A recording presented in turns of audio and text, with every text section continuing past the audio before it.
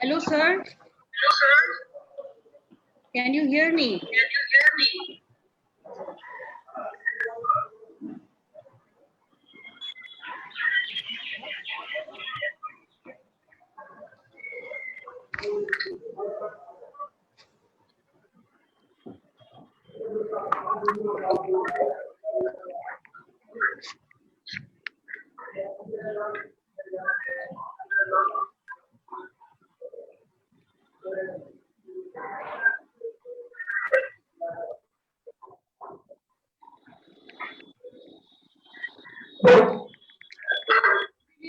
Yes, sir.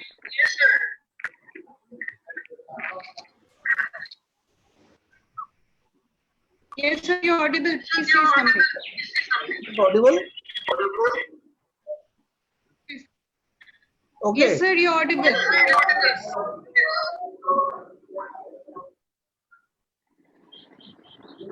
Yes, we have Dr. with us, the principal of Bamanpukur. Yes, ma'am. Now he's going to say a few words to conclude the session. So please say something.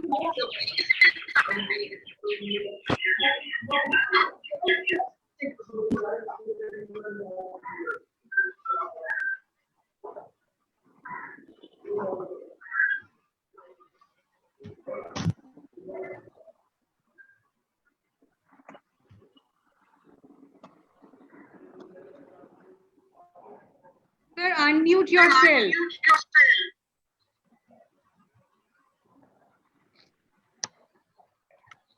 Sound is okay? Yes. Yes, yes. Now we can hear you. Let me say a few words. It's my proud privilege to start a webinar on a very serious topic, which is taking place today within this serious situation. Apart from this virus attack, we have already crossed another attack on a cyclone attack. And again, then we are doing this thing. And I must congratulate all the three colleges who have started this venture today. And I think it will be very nice for all those who are participating here. For me, I am not a man of English. But for me, the topic is interesting for many reasons. One is that literature, there is something in a college, in a university setup. So there are something to say about how to continue this study during this endemic period. I think that it will be discussed, and it is already discussed that during this endemic period, online study and other modes, how it can be applied. Apart from this, there is a literature point of view, which will be discussed today, I think, very seriously, whether that literature point of view is very much serious for this period of endemic period. I just remind one book by Theodore Adorno, on criticism culture, where he has introduced us with a different type of criticism, and one is a transcendent criticism and another is immanent criticism, while one is related with subjective spirit and objective spirit, and other area of analysis is that the transcendent perspective is not sufficient because it is truly ideological, and the immanent perspective is also analyzed. Whether the person of literature can analyze anything else independent of the socio-economic situation. I am sure that Adorno has taken this important perspective from Hegel, where it is analyzed from the perspective of base and superstructure. I am sure that this base and superstructure debate, I have said this is not one-way analysis. This is definitely a contradiction, and that so long as the contradiction is there, the analysis is like. And I am sure that today it will be analyzed that whether in a situation, how far that literature and study can help anybody else. I think it will be a nice if I can remind you one analysis by Nirendranath Chakraborty. Nirendranath Chakraborty once told that if anything is happy, helpful for the happy moment, and also optimistic in a serious part, that is very important. And in that way, we cannot disregard any kind of study, any kind of literature. And but anyway, as I told here regarding this Theodore Adorno, we have an idea about this the Nazi camp as well as this Corona camp. One is man-made and another is natural. But there is a link in the fact that how far the tyranny or the problem is linked with the governmental activities or the social activities. That is how far it is linked with base and superstructure. And I think that this will be analyzed today. I must congratulate the fellow principals of BKC College and the Sarsuna College, as well as the three coordinators, the conveners, who have convened such a new one, very interesting analysis. And of course, I welcome all the participants in the webinar, and I expect all success of this webinar. Thank you. Thank you all. Thank you, sir, for your very valuable words. We have Dr. Papia Chakraborty, principal of Brahmananda Keshab Chandra College with us. Welcome, ma'am. I invite you to say a few words on behalf of the college and to inaugurate this webinar.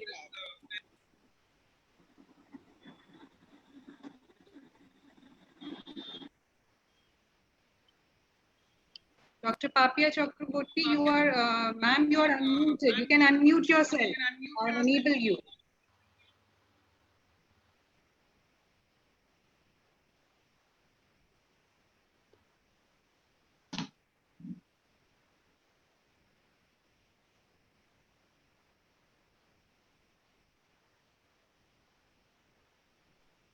Dr. Papia Chakraborty. Madhu, I think you need to unmute her. I have enabled everyone to unmute themselves. No, just select her name and unmute.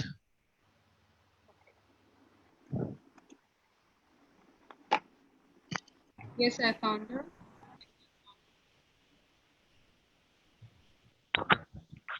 Hello. Yes, hello. Yes, ma'am. Can you hear me? Yes.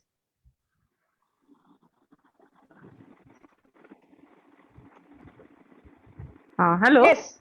Yeah. Hello. Yes. Thank you all for this invitation. Okay, this is a very nice topic. Literature in the era of pandemic. I actually I've the literature part in different eras of pandemic, like years old literature. It all relates to the pandemic situation there, and the literature have been written on those days. And I think we also have read parallelly the science fiction. So the science fictions are also part of it. And part of this pandemic is an imagination, is a visionary literature, and which had come up several years ago. And today, what we are experiencing is as if we are in the era of a science fiction, being in the realistic situation.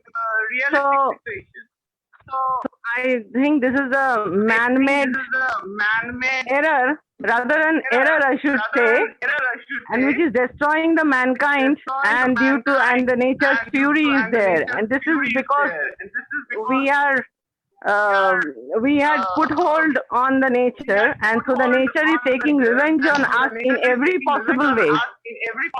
But again, the man is again defending with its own science views and science abilities, scientific abilities, trying to combat with nature. And what has come up now is that situation which we are facing now. So many more literary reviews have come up and are coming up and will also come up. I think the situation which arises during this period, and we have read such things in the novels, Bengali novels also, like Sharat Chandra, Bankim Chandra, even Rabindranath Tagore's pieces, and also the English novels which had come up during those days, those related to the pandemic era of those days. So again, we'll have some such literature coming up again. So I think our students will be benefited to go back to those era and to always and to of course go forth and see the views what they can give us, or the your critics and the novelists who are present here will enlighten us with these. Thank you all. Thank you, ma'am, for your words of wisdom. Indeed, science fiction does play a big role in this kind of literature. I'm going to speak on that today. Okay. Principal of Sarsuna College could not join us, Dr. Shubhankar Tripathi, for some reason. But anyhow, I thank him a lot for collaborating with our college and helping us in all possible ways. So now we go directly to our session. We begin with our keynote speaker, Dr. Ranu Uniel. She's already here. Welcome, ma'am. Just give me a second.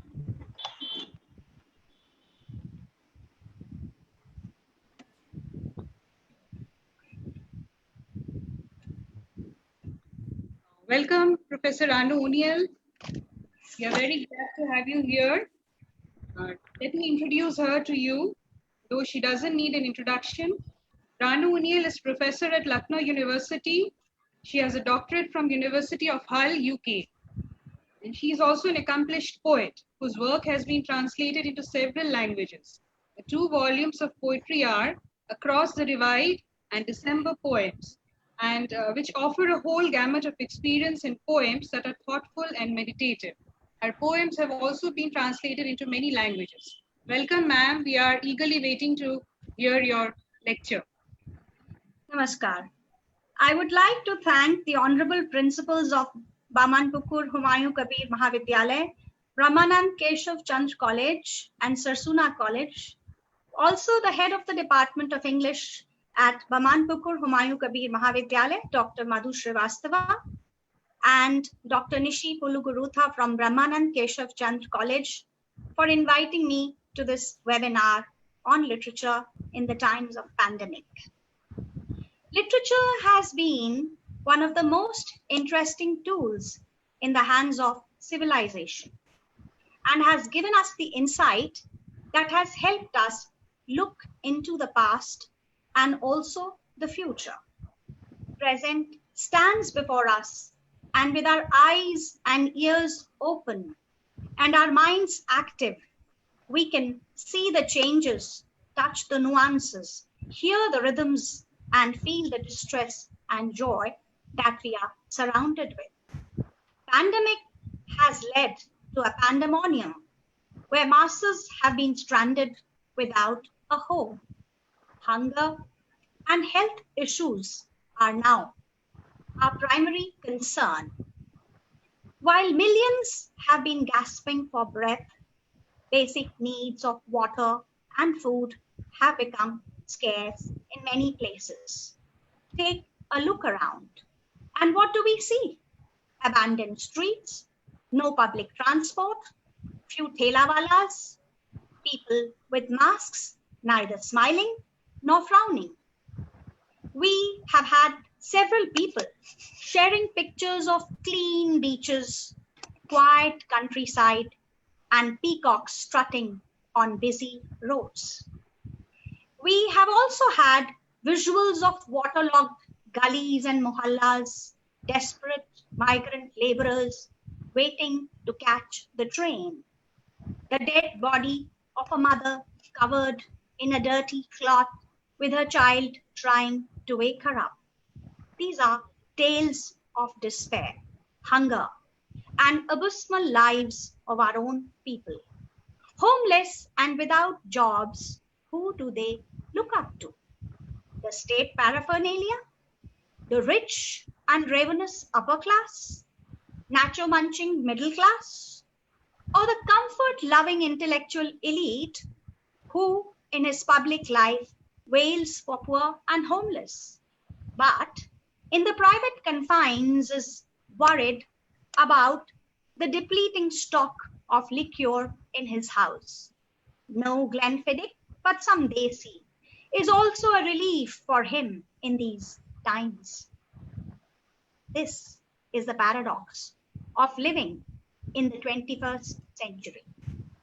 We know that someone far off in Australia is spending a week at a particular holiday destination in New Zealand, but we do not know the office that our next door neighbor's son goes to every morning.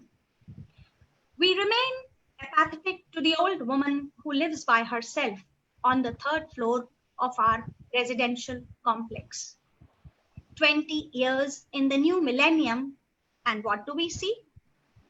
We have seen the emergence of China as a global power, death and destruction on a massive scale.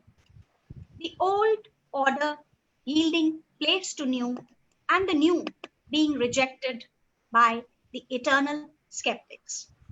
One might recall Hegel, the 20th century philosopher who spoke of the unhappy consciousness, and Dostoevsky wrote in a similar vein, man will never renounce suffering. Suffering is the sole origin of consciousness. 1914 to 1918 is significant because of the World War I. The Spanish flu in 1918 was an influenza pandemic. Interestingly, it is said to have emerged from China that led to the death of at least 40 million people and was seen as a global disaster. One children's rhyme gained immense popularity in America. It was a skipping song chanted by children in 1980. And what was it? I had a little bird.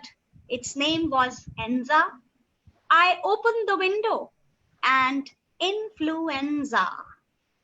Not just in Europe and America and Africa, the mortality rate was also very high in India, with 50 deaths from influenza per 1,000 people. So you see, things were not so easy then. It was in 1922 that Eliot completed The Wasteland, which was interpreted as an anthem of a disillusioned generation.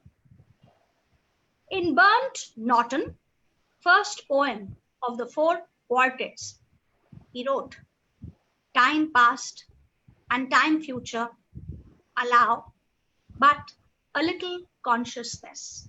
To be conscious is not to be in time. Only through time, time is conquered. Perhaps one of the epigraphs from the fragments of Heraclitus in the poem, the way upward and the way downward is one and the same, also contains the essence of Eliot's philosophy of the desire to live and the anxiety of death. Eliot's The Wasteland makes all of us aware of the inevitability of death. Originally published on May 14, 1925, Virginia Woolf's Mrs. Dalloway has the Big Ben, the giant tower clock located in Westminster, as one of the significant sentinel of British Empire, and it strikes at the very core of human existence. At end, we have Clarissa Dalloway arranging a party, and at the other end is the war victim Septimus Smith, both battling their inner demons. The leaden circles of Big Ben blent clouds and wisps of smoke, reminding each of the passing time. Big Ben was beginning to strike. First, the warning, musical, then the hour, irrevocable. The miracle and the mystery of time destroying the privacy of the soul. Wolf nobly captures not just the freshness of Elizabeth, but also the ordinariness of Miss Kilman, the amazing capacity of Clarissa to adapt and connect. She opted for the comfort and security of the Tower, the enclosure of the Westminster, which was much in contrast with Peter's love of the open and the exotic. She remains swamped by the values of her class. This is a novel that deals with the World War I. War has left many distraught and in a state of despair. As one of the finest novels focusing on the decadent ruling class, Mrs. Dalloway resonates and speaks to me of what life could have been and fills us with trepidation. And one begins to marvel at years like an arrow sticking in our heart, the grief, the anguish of what lies ahead of us. The longer we live, more afraid we are of the uncertainty that labels our existence. 100 years ago, when Woolf was writing, what was she doing? She was writing and she was expressing a sense of perpetual gloom. She was sad whenever she wrote of the destruction caused by war, shelling, and bombing. Moments of happiness are few and far in Mrs. Dalloway. The pleasure of buying flowers is juxtaposed with the precarity of the pain and the anxiety of Septimus Smith. Into the Lighthouse, the joy and precision of a dinner table also conveys the fear of the war hanging over the head of the attendees, the guests, at the dinner table. Less than 100 years prior to Woolf, who committed suicide in 1941, Edgar Allan Poe, the master of horror stories in America, died in mysterious circumstances at the age of 40 in 1849. In his classic story, The Mask of Red Death, Poe writes of the 7 chambers with a multitude of dreams. Because of the ongoing epidemic, the prince moves to an abbey with his dames and knights. Neither the walls nor the grandeur of seclusion could keep the revelers away from death. Comes Red Death, like a thief in the night, and one by one dropped the revelers in the blood-bedewed halls of their revel. Blood was its avatar and seal. It enters as a guest at the masquerade. The clock and the swinging of the pendulum cannot restrain the movement of death from being an unwelcome intrusion. It is said that 3 of the most important women in Poe's life died of tuberculosis. Who were they? His wife, Virginia, his mother, his foster mother, and also his brother. All of them were victims of consumption. He had seen death from close quarters, all the signs of a chest pain, cough, blood, and dizziness come alive in his story. He gives us another picture of cholera epidemic in the summer of 1832 in his story, The Sphinx, published in 1846. Narrator has moved to the countryside after the outbreak of cholera in the city. Fear of death puts him in a state of perpetual anguish.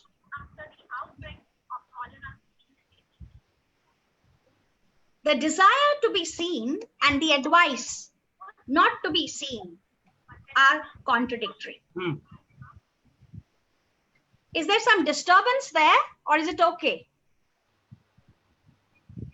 Can you hear me? Yes, ma'am. We Okay. can hear you. Yeah. Thomas Mako, the cultural studies theorist, has rightly said that we live in a society of faces. Not showing them is a sign of a state of emergency, a masquerade, carnival, war, or precisely a pandemic. Masks are here to stay.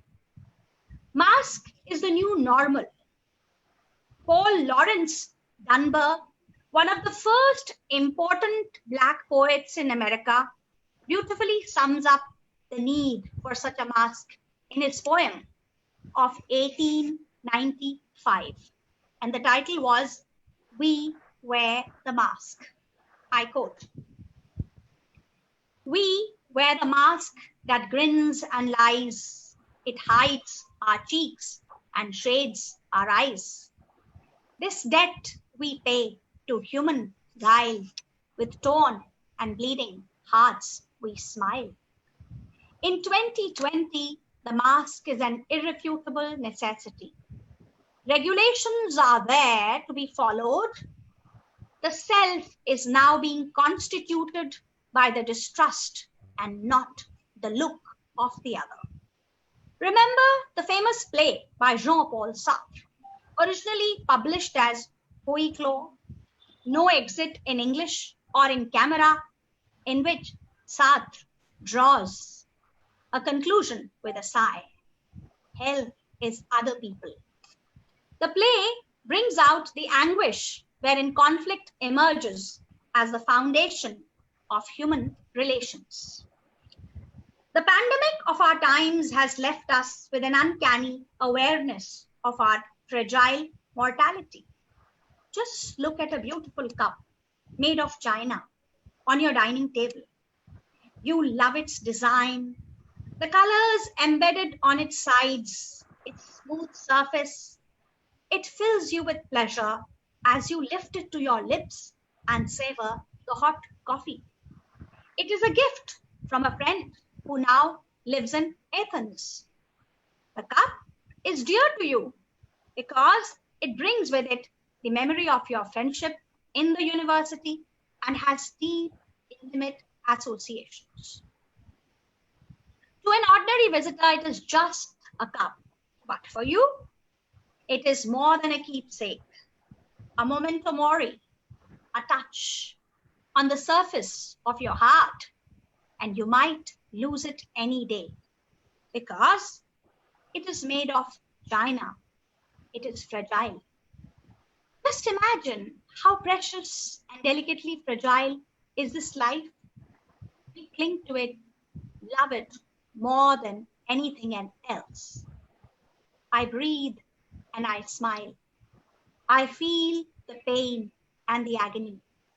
I speak and I cry. I laugh and live unlike anything made of glass. Yes, my dear, you are not a glass, but very much like a glass. You hold, you have colors, you can cut and bruise. You are loved, found useful, will get redundant with a crack, and are also fragile. It is interesting to read Pandemic by Slovenian philosopher Zizek, in which he argues that the new normal will have to be constructed on the ruins of our old lives. He refers to the death of Dr. Len Wen Liang and the way his voice was stifled in China. Zizek observes with a voice of caution, and he writes, I quote, class divisions have acquired a new dimension in the coronavirus panic. We are bombarded by calls to work from home in safe isolation. Are we safe? What about those whose work has to take place outside in factories and fields, in stores, hospitals, and public transport? Many things have to take place in the unsafe outside so that others can survive in their private quarantine. He asks and he says that there is a need for global cooperation more urgent than ever, for universal threat gives birth to global solidarity. Unquote. A democratic virus calls for global solidarity. It is also a slap on our face. Hum. Hum becomes a humble cry, ki hum mein nahi hai dam. Remember how in William Golding's novel Lord of the Flies, which was written way back in 1951, a story about the young boys marooned in an island. The book is remarkable, and Ralph weeps bitterly at the end of the novel for the end of innocence and for the darkness of man's heart. And is it not Shakespeare who said eons ago that evil that men do lives after them? The good is oft interred with their bones. A question that comes to mind is, do we always need a catastrophe to bring us together? Or do we see it as a ploy to divide us further? Is it in moments of crisis that the protagonist Praneshacharya in Samskara, a novel published in 1965 by U.R. Ananthamurthy, faces his inner self? As an allegory of modernity, ritual of cleaning the ailing wife's body with the hope of getting ripe and ready for salvation. The unclean anxiety of the Brahmin mind is in sharp contrast with the purity of Chandri and that of Putta in the novel. Samskara implies a ritual, a way of life, a ceremony on one hand, and initiation, refinement of spirit on the other. It is a passage and also a tour de force. On one hand, it glorifies tradition, represents custom, and on the other is ever changing, flexible, with a tremendous capacity for transformation. With it comes an awakening, and without it, eternal despair. Praneshacharya's morality too is one of ambiguity. The onset of plague is symptomatic of the moral chaos within and the material chaos in the outer landscape. But in accepting his responsibility, he can show himself a man. As we look around us and find ourselves full of apprehensions, helpless, clueless, inadequate, and unable to face COVID or cyclone, Chakravat, ya Corona, both natural disasters. Spewing fury of nature, we realize how devastating anger is. A lot of anger is simmering within all of us at the injustice around us. We often complain that life has been unfair to us. People have cheated us. One blames the other. How often have we expressed disgust and disillusionment through our actions, words, and thoughts, without realizing the harm it does to the humanity, to the people around us, to the world that we live in? How many times have we realized that we ourselves are becoming a virus, because your thoughts can also contaminate you. Be your own savior. Protect yourself from becoming a virus. It is the same with a pandemic or nature's fury. Do we not see it as a sign of disgust and disillusionment of nature towards us all, or have we not failed in our obligations to this environment by repeatedly trashing it, corroding it, destroying it with our relentless human greed? The demon of our egos has over centuries denied respect and reverence to the forces which help us sustain life on this earth. Rich are comfortable, easy for them to practice social distancing. Poor live huddled with little bit of rice and dal at fixed hours. The gap between the rich and the poor has never been so shamelessly wide. The winds are hugging the waters, and the waters have crossed the banks. The houses are haven for ghosts, and the children are under their beds. The pandemic and now the cyclone have decentered, dislocated, disturbed, and disinherited us from our zone of comfort and pride.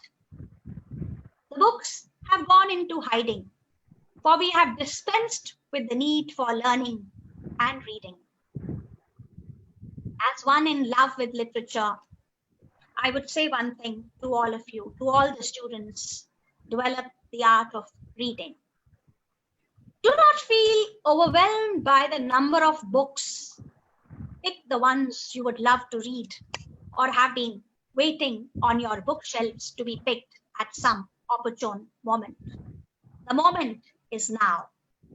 Books not only bring us close to life, but also heighten our emotional sensibility.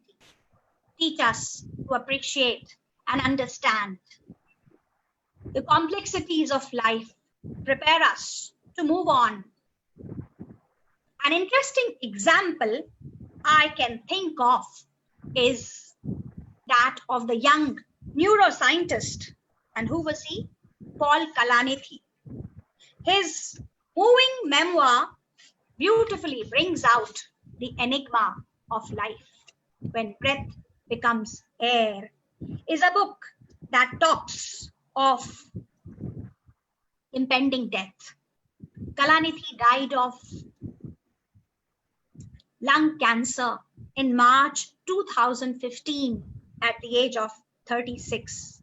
It is here that Kalanithi revokes the order of Satrian anguish. To be dead is to be a prey for living. We forget that Kalanithi continues to inspire even in death.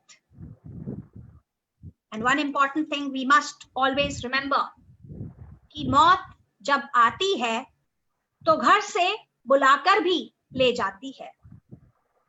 It is a comforting thought that the virus will strike, but people will survive. The practice of reading links you with the chain of human consciousness. Whatever happens affects us all. That means we are one. You feel you are not alone, and you also learn to face the aloneness alone. It is time that we practice the art of soothing and not burning, the art of listening and not just hearing. Before we begin to start judging, the art of extending, before we start closing our hearts, we must adapt the art of opening our heart, and then no house would be a prison and no man would be our enemy. I would like to conclude with a poem, and the title of this poem is I Owe an Apology to Mom. Here's what my mother said to me I chopped my words and let you speak. She gave me the empty notebooks, and the only way I could fill them up was by writing poems. Her grisly hands coated my body with sun and oil, and her clean shawl covered my scars and let me sleep. Her prayers ensured I was safe in the midst of wolves who often tore her braid and made her sick for days on end. My mother taught me to love the grass beneath my feet, how it kept me warm, so the sorrows wouldn't suck me sour. See, the grass is wet, and those could have been. Now, that is a sign coming from a puppy somewhere that I must stop. See, the grass is wet, and those could have been your tears, all wet and green. It will not hurt. This is the Mother Earth, mother of all mothers, and you, my dear, will walk with cushioned feet. I may not accompany you everywhere, but the grass beneath will always be. On nights red with lust, the city discarded its egalitarian robes, streets littered with bodies burnt and pavements strewn with dancing skulls, smell of nail paint mixed with coarse talcum. The moon went still as the children swayed with cries of help. Old men slowly began to smell of foul flesh, with screams ululating in damp air. This and a lot more inscribed in a city, a page from history, bouncing in glee. The nights bleed like widows harangued by cops on duty. Even the night birds left their wings behind and walked away with their beaks full of grass and noses dimmed with tears. Next morning, the sun greets me with its mist and brown, blurred with all the nakedness around. I step away from grass, neither green nor clean. Grab my notebook, tuck it under my blouse, hold them tight.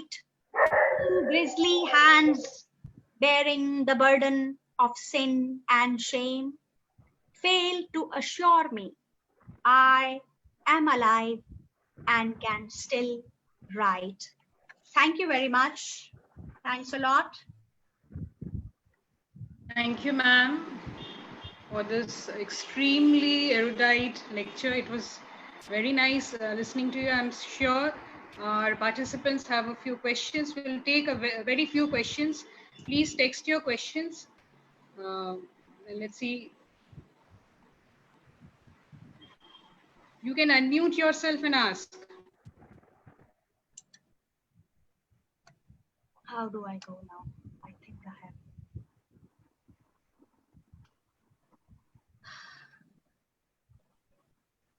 Well, Auditro Shaha is thanking you for your valuable lecture. We haven't got any questions till now. We'll give very little time for questions, but. I would look forward to listening to Deepa ji. Okay, so we Yes. go over to her. And then if there are questions in between, then we'll take it after that. Yeah, thank you. Okay, I'll welcome Deepa Agarwal.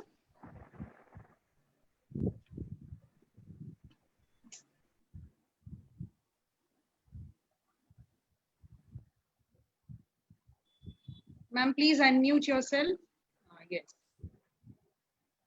Let me introduce Deepa Agarwal. She needs no introduction. You just Google her name and you can see many things about her appear. She's a prolific writer, translator, and poet. She has 50 books to her credit and a couple of awards. Among them is the NCERT National Award for Children's Literature. She writes mostly for children and sometimes for grown-ups.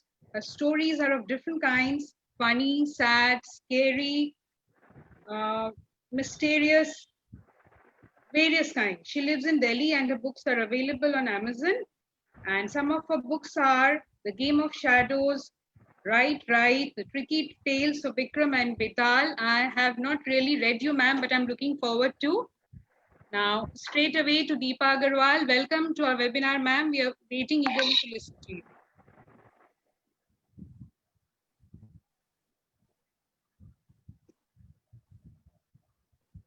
We can't hear you, ma'am.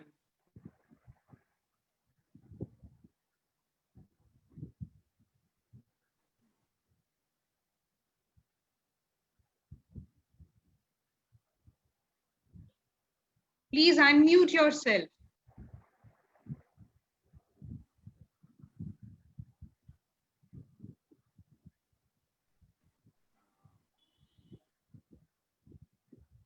You're still not audible.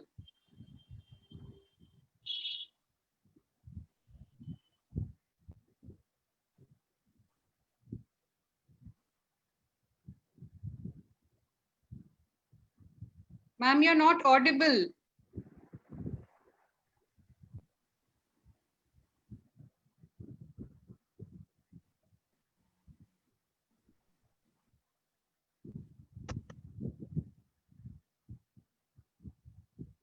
Please unmute yourself.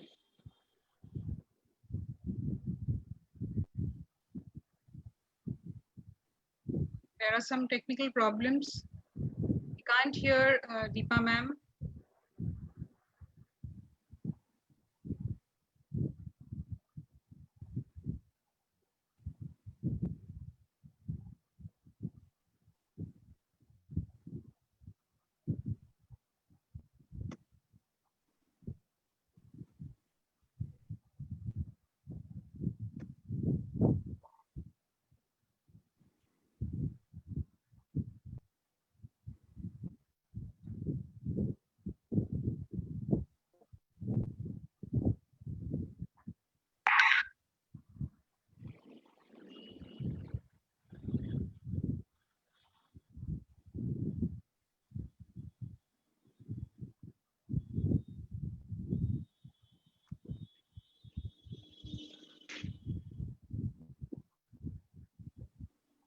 We are waiting for network.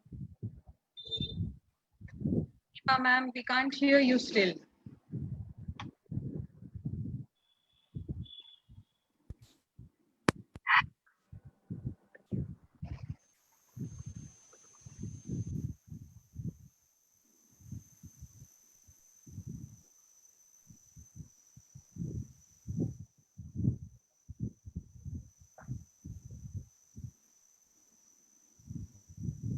Ma'am, you need to unmute yourself. See, there's a microphone icon and then there's a cross mark on that. You just click and it will become unmuted.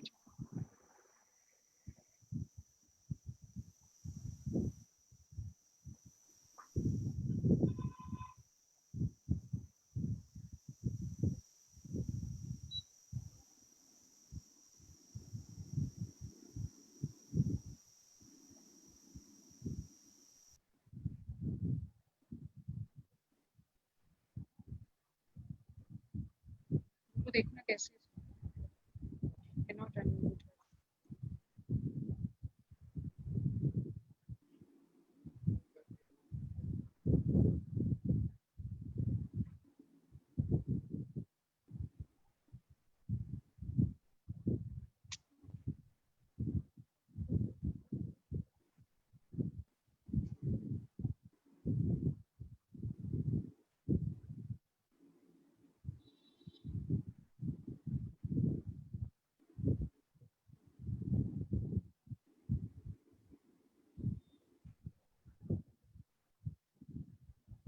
She is unmuted, but we can't hear her. I don't know. Can you hear us, ma'am? You can hear us, but we can't hear you.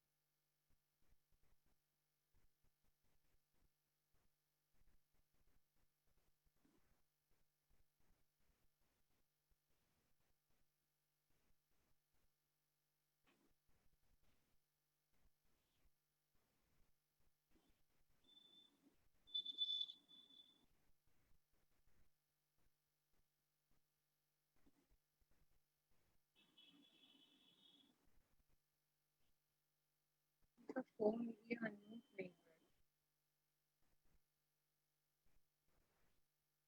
I don't have a number.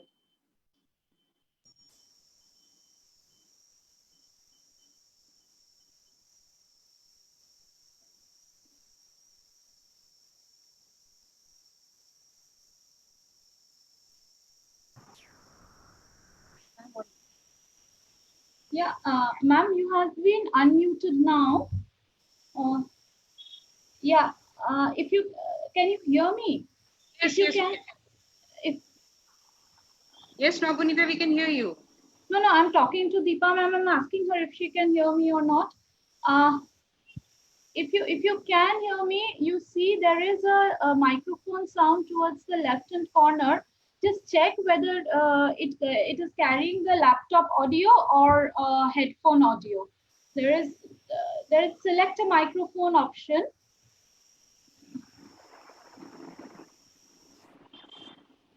Hello, is that better? Yes, yes, yes. Now we Okay. can hear. Yeah. Okay, okay. Sorry, Okay. sorry for that. We wasted a lot of time.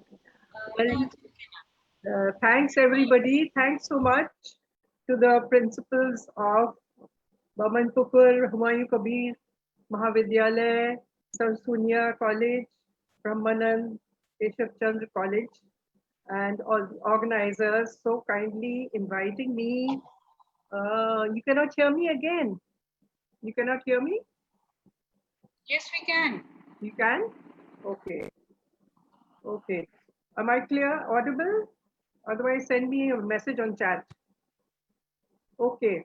So thanks a lot. And thanks so much, Professor Ranu Unyal, for that wonderful, wonderful keynote address, full of wisdom and insight. And you very rightly said that talked about the fragility of human existence, which we are more than conscious of right now.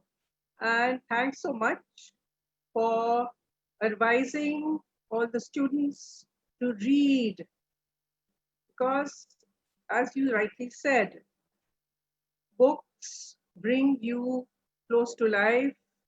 They introduce you to the complexity of life. And it's fascinating that we are talking about pandemic literature, but inevitable also. It's absolutely inevitable. And pestilences are like that. They creep up on you, and once you're in their grip, struggling to cope with an altered reality, you try your utmost to make sense of this nightmare that suddenly becomes so real. So this is all about the fragility of human existence and our mortality. You know, the prospect of death, the fear of leaving this world becomes acute as we desperately search for meanings along with the medicinal remedies which seem to be evading us so far, the perfect remedy. Well, as the COVID-19 pandemic spread its tentacles through the world, taking governments and people by surprise, a rash of articles listing, discussing, and analyzing pandemic literature followed in its wake. So this is what I'm going to talk about, this sudden, overwhelming interest in pandemic literature and the reasons behind it and the meanings that we are trying to seek, because it's absolutely human to find explanations for whatever is happening to you. And something like this is so unprecedented. We have, we were talking about the world wars and the influenza epidemic which took place 100 years ago. So such, disasters, such catastrophes which take the whole world in their grip are rare, something that happens once in a century perhaps. Now, as I was reading, I read a piece on a website, NPS, in which Yale professor Dr. Alice Kaplan, who was by coincidence teaching Albert Camus' classic work, La Peste or the Plague, says, people are saying in the French press, what do you absolutely need to read in this time? you need to read the play, almost as if the novel were a vaccine, not just a novel that can help us think about what we are experiencing and something that can help heal us. Now, there is no vaccine for the coronavirus as yet. We well know that. Hence, we are trying to seek solace wherever we can. People are turning to religion. They're being exhorted to repent for their sins alongside the hold of superstition has strengthened, and the rumor mills work tirelessly as an unmanageable mass of information about protection against the contagion and miracle cures proliferates on social media. We are flooded with these WhatsApps which promise all kinds of protections and cures against the virus, the dreaded virus. Well, human reaction to any such calamity goes through several phases. In the beginning, there's disbelief, and there was a lot of disbelief. Governments were rather careless about it, and all over the world, where there were very few governments who were prepared for it. Then, when reality penetrates, there is shock. How could something like this happen? Once the shock has worn off, fear and confusion take over. And then human relationships begin to get impacted, as is happening by force. Some people willy-nilly are separated from their near ones. There are those cases of young children who recently, a 5-year-old child was reunited with his mother after 3 months. So there are so many cases like that because of the lockdown. We are separated from our loved ones. But there are a lot of contradictory issues here too. While there's overwhelming anxiety for the safety of our loved ones, there is guilt that you might pass on the contagion. People are very reluctant to meet elderly parents because they are very afraid that they might infect them. Now, there is also paranoia. All the incidents about, RWAs shutting people out, health workers, or, anyone who has had contact, of course, has to go into quarantine. But everyone becomes suspect. In this pandemic, each person, even each object has become suspect. Then there is the guilt that we have overexploited Mother Earth, which is punishing us by forcing us to step back while she recovers. And there are so many incidents of the sightings of animals and birds, unusual locations, and the views of the Himalayas from places as far off as Jalandhar, which we've never heard of. So we have plenty of information about how viruses spread, but so far medical science has not succeeded in finding a reliable cure.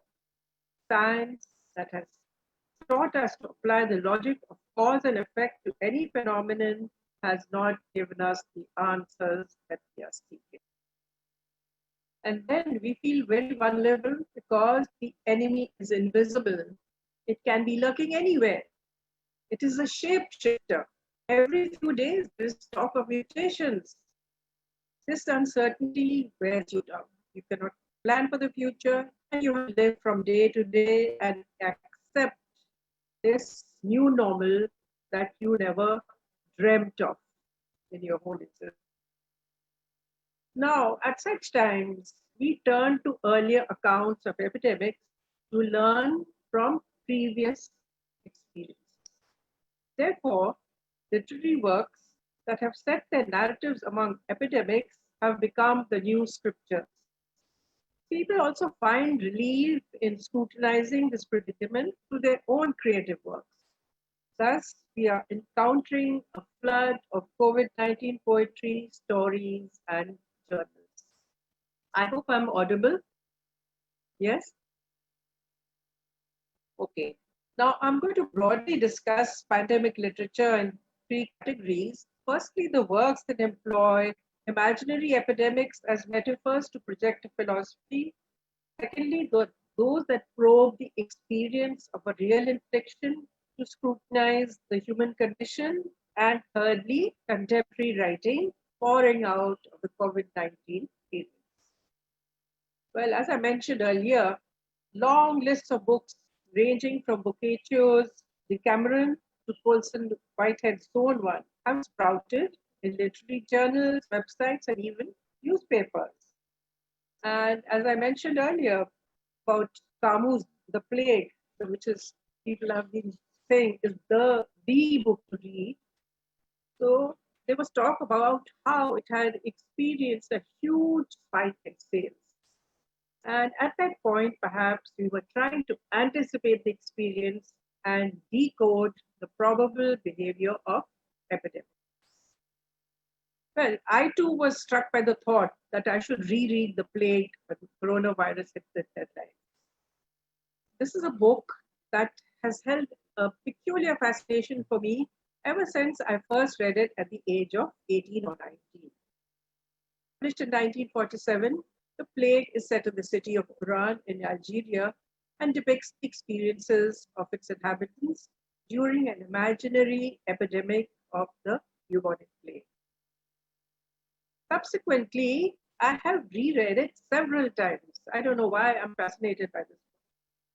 In my youth, I was unaware of its deeper meanings and approached it on the literal level. It was the progress of the devastation, the responses of the characters, and their personal growth that engaged my attention. While as a student of literature, I was aware of Camus' concept of the absurd, I did not grasp it completely at that time. It was later that I became aware that the plague was interpreted as an allegory of the occupation of France during World War II, and that the pestilence was a metaphor for fascism. Is there a problem? Is there a problem? Is it all right? Okay, thank you. Well, in my first reading, I was captivated by this easy flowing narrative about a group of people living with the death sentence hanging over their heads, their varied responses, and their ultimate fate.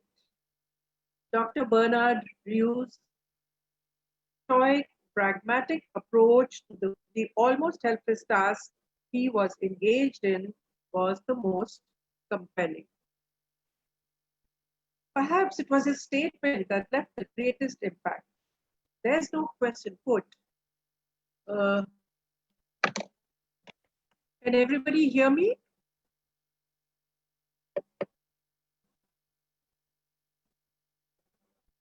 Okay. Okay. Okay. All right. So, this is the statement that had the greatest impact on me. Quote, there is no question of heroism in all this. It's a matter of common decency. I don't know what it means for other people, but in my case, I know that it consists in doing my job. Now, among the other characters that have remained with me were Jean Carew, of course, and strangely, Joseph Grant. Not because his commitment only, but also his work in progress. Those of you who have read The Plague will remember that he goes home and every time he rewrites the first sentence of his novel and he's never satisfied with it. And sometimes he hovers like a ghost when a book is not proceeding as I'd like it to. And I think, is this what is happening to me? Well, someone has described pandemic novels as parables. The Plague perhaps remains the definitive or most talked about pandemic novel because it examines the helplessness of the human condition in a rational world with great empathy. I mean, there are characters like Raymond Rambert, who's only preoccupied with his personal quest to escape the city so he can be reunited with the wife he loves. But Dr. Rieu himself has sent off his wife with understated tenderness. And the priest, Father Panulu, may thunder that the just man may have no need to fear, but the evil doer has cause to tremble, for plague is the flail of God, and implacably he will thresh out his harvest until the wheat is separated from the chaff. But Dr. Rio will say, to state quite simply what we learn in a time of pestilence, that there are more things to admire in men than to despise. So the conversations between Rio and Taru, while not answering the reasons for the calamity, dwell on their personal convictions as they battle the disease. And I think that is what is the biggest takeaway from this book. And as Taru states, quote, other men will make history. All I maintain is that on this earth there are pestilences and there are victims, and it's up to us, so far as possible, not to join forces with the pestilence. Now, a pestilence destroys personal freedom and creates uncertainty because you cannot plan for the future. And each day has to be lived one at a time, the way we all are doing. But if we are to find meaning in this book, Rio's final statement sums it up. Nonetheless, he knew that the tale he had to tell could not be one of final victory. It could only be the record of what had to be done and what assuredly would have to be done again in the never-ending fight against terror and its relentless onslaughts. Now, the pestilence, the pandemic, is a genre which has been used as a medium to explore human frailty or heroism. So that's why calling it a parable makes sense, because this is the test. This is the test of any individual's humanity. And we have read so many human interest stories in the newspapers, like there is the man who comforted his dying friend, cradled him in his lap. Then there's the other man who accompanied his, differently abled companion to his destination, even though he had to go some other way. So that is the common human decency that Rio talks about. And definitely, a pandemic is an experience that tests you to the breaking point. But a pandemic is different from disasters like the cyclone, which is a tangible disaster which you can see in front of you. And it does not take concrete form. As I mentioned earlier, it's an invisible enemy. And Professor Ranu Munyal spoke so eloquently of Edgar Allan Poe's classic short stories, The Mask of the Red Death. So I'm not going to go into further because it's going to be discussed again. And then Mary Shelley's The Last Man, published in 1826, is supposed to be the first dystopian novel. And this too is going to come up later in the course of the discussion.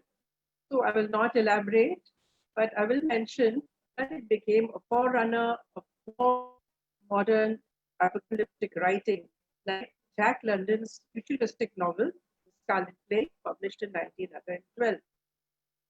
Now, curiously, or maybe not so curiously, in Jack London's book, the problem of overpopulation is touched upon. And I'm cutting down the quote because it might become too long.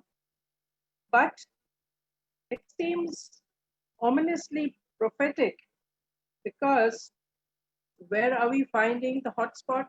The crowded metros. Mumbai, Delhi, these are cities where infections are rising. And talking of literature inspiring other works, this book is inspired by both The Last Man and The Mask of the Red Death. Now, among books based on real epidemics, we have the journals, the famous journals, the Journal of the Plague here by Anil Defoe, and the account of the Great Plague of London in the Diary of Samuel Pepys. And interestingly, it seems like human behavior has not changed since then. In these, if we go through these, we'll find that it's the rich people exposing their servants and the more vulnerable people rather than going out to face the epidemic themselves. I can see some questions coming up, but I think it will be better if we answer these questions later. Okay, thank you for your comments. Now, while the present pandemic is often compared to the 1918 influenza outbreak, not too much literature came out of it, probably because the writers were preoccupied with documenting World War I. But there is one book I would like to talk about, American author Catherine Ann Porter's short novel, Pale Horse, Pale Rider, published in 1939. It is said to be based on her own brush with death during the epidemic when she was working in Denver, Colorado. And the novel opens with the protagonist Miranda Gay's nightmare of the pale horse and its pale rider, the symbol of death taken from the book of Revelations in the Bible. It foreshadows a death, but whose we cannot tell at that. Alongside, a tender love story blossoms in the midst of the more evident specter of doom, World War I. And this is the radiance that played and darted about the simple and lovely miracle of being two persons named Adam and Miranda, 24 years old each, alive and on the earth at the same moment. Now they're intensely in love, but they are afraid to acknowledge it because they're both conscious that is about to go to war and death is ever present at the time of war. Only when Miranda contracts the flu do they make an affirmation of their love. Now, this is a fascinating novel. Her richly textured style just draws you in. And the denouement is a masterpiece of identity. Miranda recovers after a prolonged illness to find that the end of the war is being celebrated.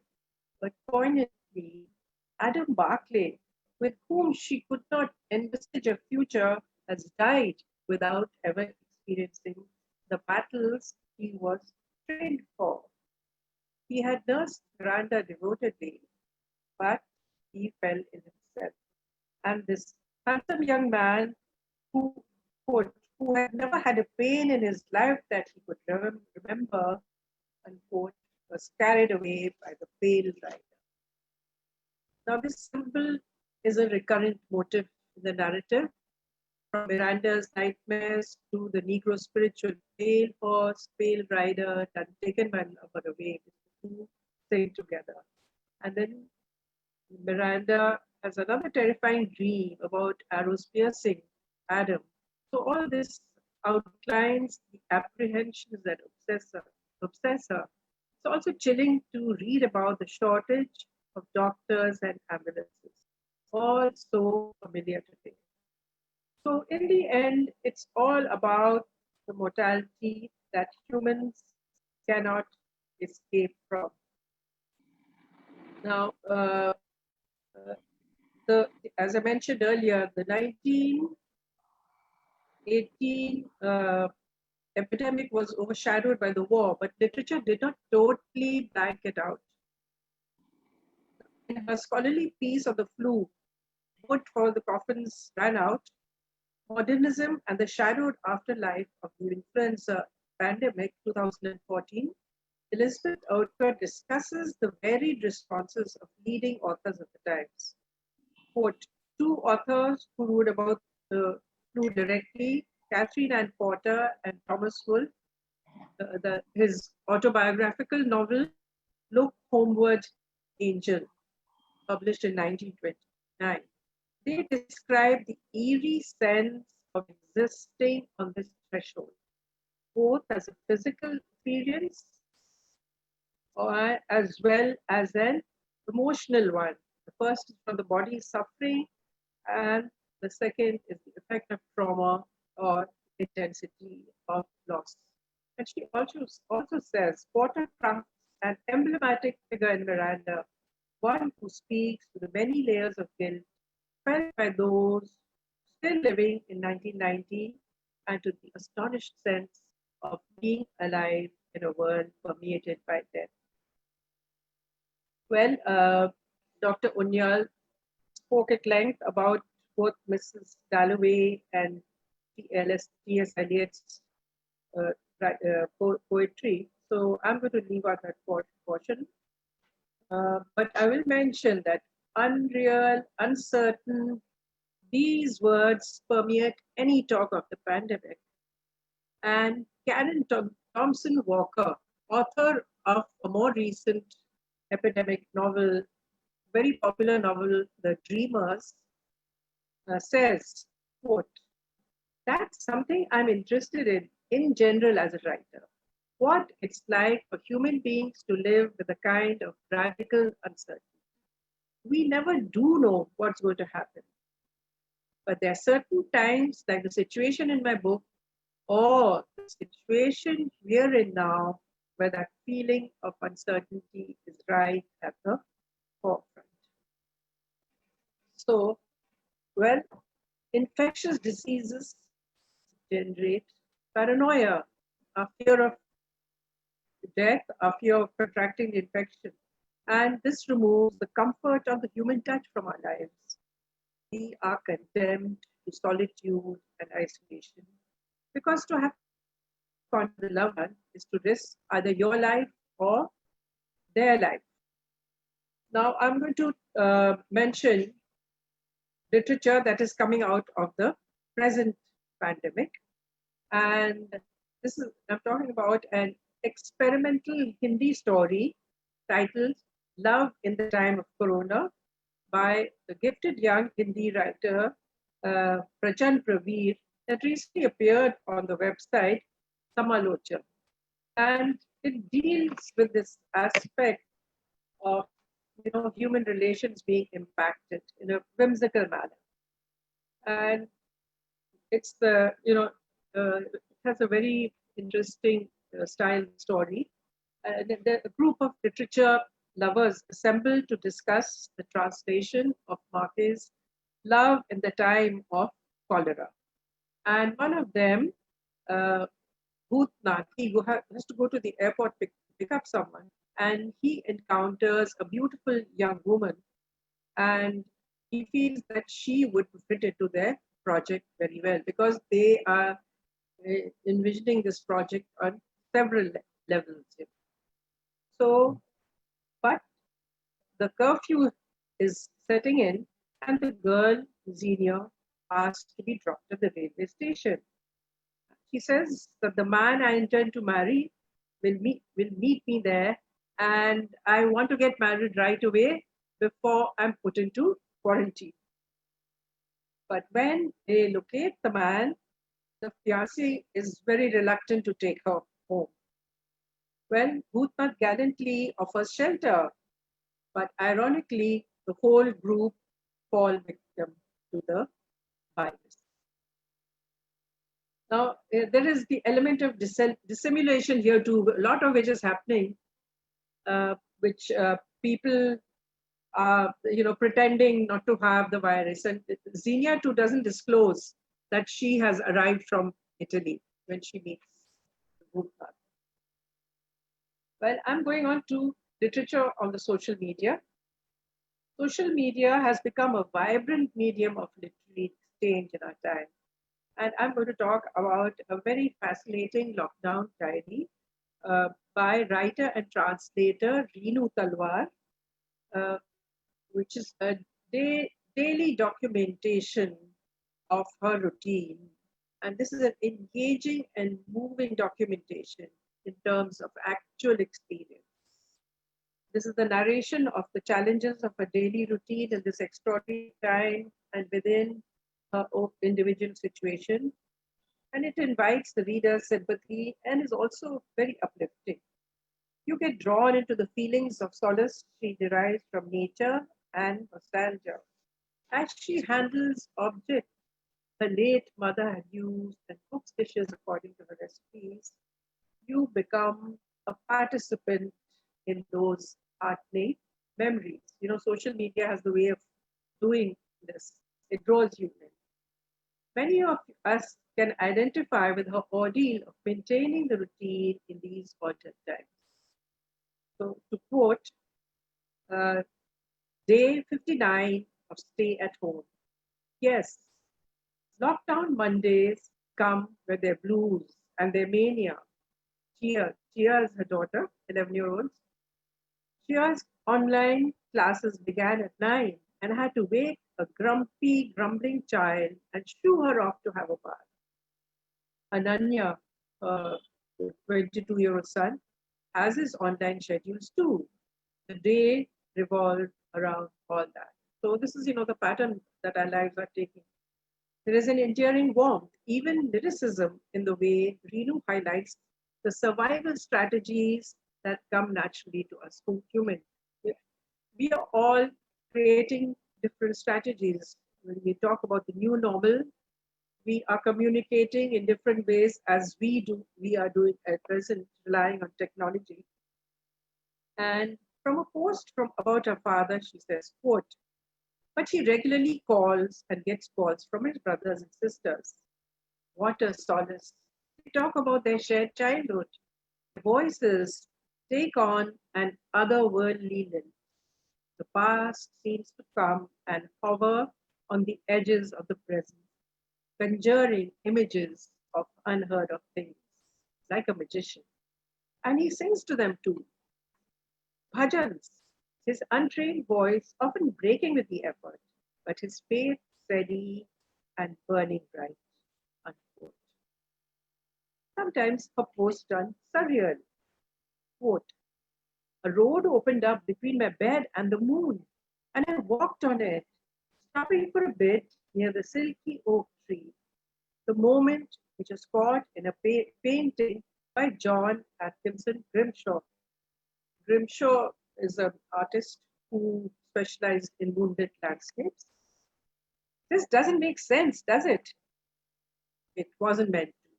It was all about the senses. So you see, our senses are becoming more acute somehow. When I asked Renu what impelled her to share her daily routine, she wrote, recording this experience every day was a coping mechanism. For the lockdown, I'm living with my 87-year-old father who has been visually handicapped for the last 25 years. I'm the only child and my children are here too. I'm handling so much work, so many demands and requirements all on my own with the fear of COVID hanging over our heads. Writing about each day gave me a microscopic vision, focusing on the moment. I have found myself becoming calmer, appreciating the little things, realizing whatever one was running after didn't really matter in this time and space. The best part, I think, are those moments which make you realize how ordinary can be extraordinary. How the same sky, trees, and clouds can give a different joy every day. And how, after your mother passes away, she begins to live inside you. So these are also threshold moments, as has been discussed earlier. And these words expressively illuminate our predicament. Indeed, there has been such an explosion of poetry, lockdown blogs, and lockdown-related fiction that it would be impossible to go through it all. You must be aware of that celebrated writer J.K. Rowling is putting up chapters of a new fun fairy tale, Epidemic, to provide entertainment for children under lockdown. However, she's made it clear that it was a story about, quote, truth and the abuse of power, unquote, and isn't intended to be read as a response to anything that's happening in the world right now. Now, I too have written a lockdown story for young adults, which will appear in a collection later in the year. It feels as if the whole connected world is rushing to share their pandemic insights, uncertain of what might happen next. Catherine Ann Porter said of the flu epidemic in an interview in 1963, quote, "It simply divided my life, cut across it like that, so that everything before that was just getting ready. And after that, I was in some strange way altered." Unquote. Truly, the pandemic has given a harsh toll to our worldview, forcing most of us to take a 180-degree turn. Now, I don't know if you have seen the video of this YouTube poem, which has gone viral, The Great Realization. In this video, after the poet Tom Roberts talks about the transformation that's taking place, his little brother asks, quote, "Why did it take a virus for people to get back together?" Unquote. And the poet replies, quote, "You have to get sick, my boy, before you start getting better." Well, this would be the simple answer that we are seeking, the simple explanation to why this had to happen. This is maybe a way to read meaning into this unprecedented disaster, this pandemic that has brought the whole world to its knees. So I'm going to end here. Thanks a lot for listening. I hope you managed to get most of what I was saying, despite the bad connection. So thanks a lot, and all the best to all of you. And I think I'm going to take a look at the comments and see if I can answer any questions. Yes, somebody wanted a PPT, but I'm sorry, I was unable. The speaker could differentiate between the pandemic situation and natural disasters like the cyclone. Yes, I think I touched upon it, that, you know, the cyclone is something very tangible. You could see its effects right in front of you. But the pandemic is something invisible. You know, over and over again, everybody talks about the invisible enemy. And that is what it makes very hard to understand. And often, one forgets the precautions that we are supposed to take, because when you get up in the morning, it doesn't seem that there's anything to fear. There is no sign of damage or anything, apart from when you turn on the TV or you look at the newspaper and you read the figures and you see the awful visuals of sick people and the doctors in their PPEs. So thanks a lot, and all the best to everyone. And I will repeat what Dr. Ranu Punyad said. Please read, and especially if you're looking for seeking meanings for this, what has happened to us, what has overtaken everyone, I would suggest there are many, many books. Yes, there was another question. Okay. If pandemic literature can be treated as separate genre, what shall be its reaction to the existing power structure? Okay, that's an interesting question. We know how the plague, Kamu's the plague, is supposed to be, addressing the occupation of France and fascism, treating that, fascism as an epidemic. that has everyone by the throat. So I'm sure there can be many wonderful and fascinating interpretations of the power structure. Thanks a lot, and await the next. I look forward to listening to the next paper. Thank you, ma'am. This all-encompassing lecture. You have touched upon so many things. I don't know really what to ask, but still there are a few questions. You have also answered a couple of questions. There are also questions for Ranu, ma'am, but I don't see her. Yes, there is one question here by Amrita. She's asking about films.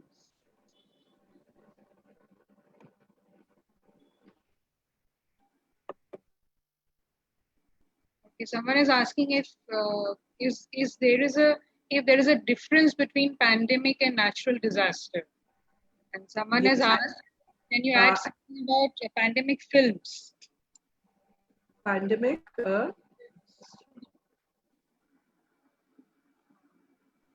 Pandemic films. Somebody's asking about pandemic films. Pandemic films. Sorry.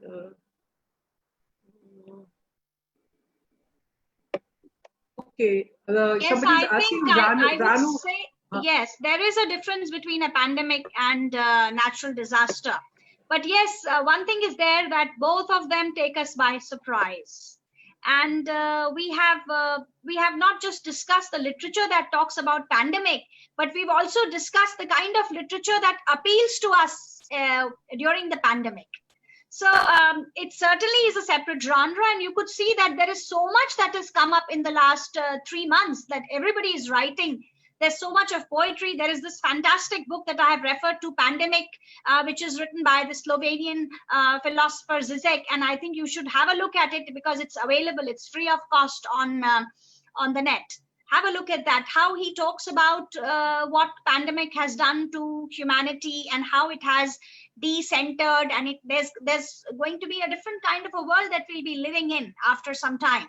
Because this is, unless we find a virus, there is a cure for this virus, I think we will all be living in a state of dread and shock. But then when this pandemic comes to an end, there'll be something else there.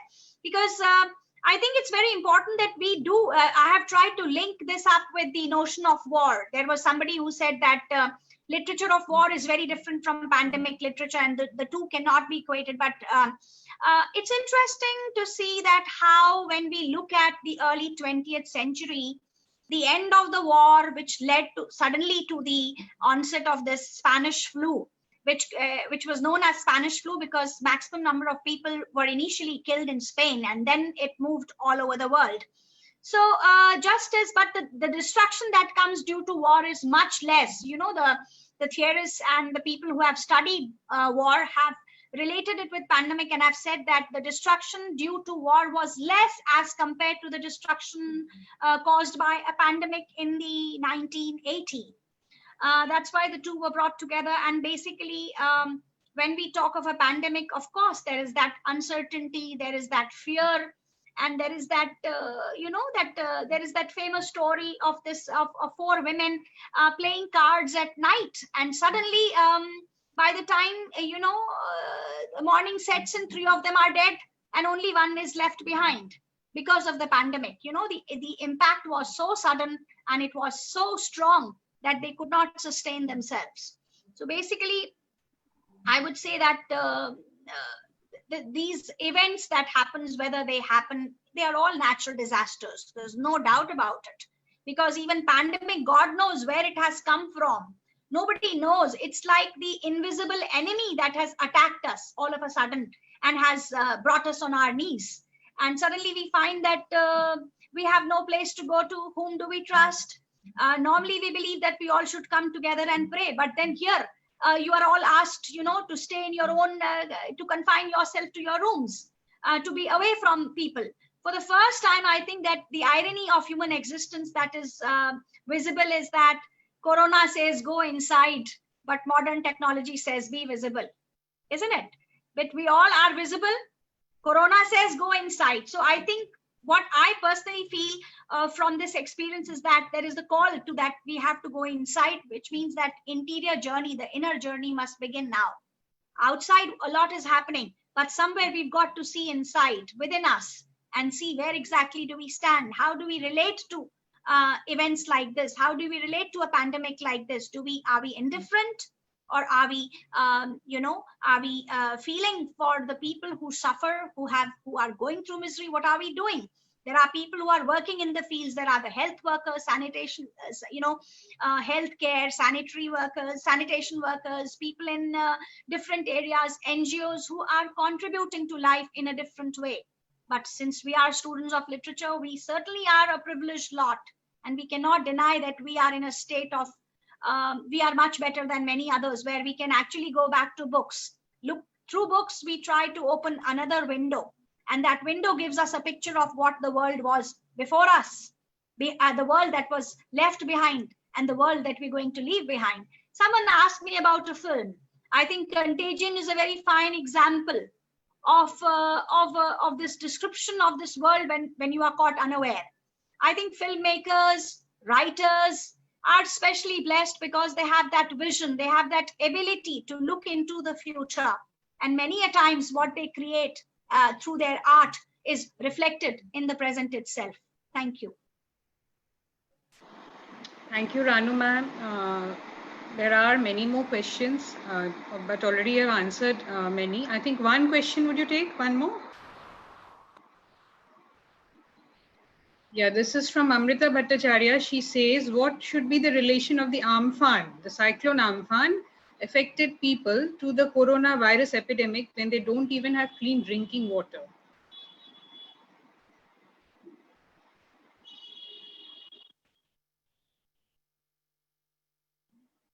She is relating Amphan to corona.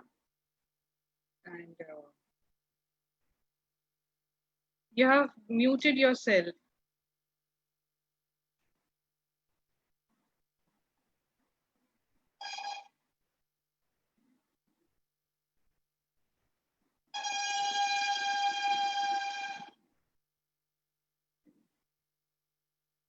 Ranu ma'am, you have muted yourself.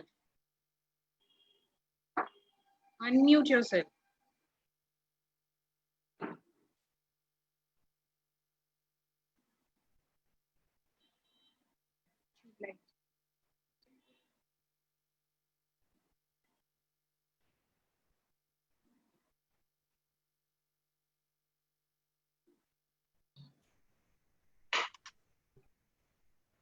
Okay.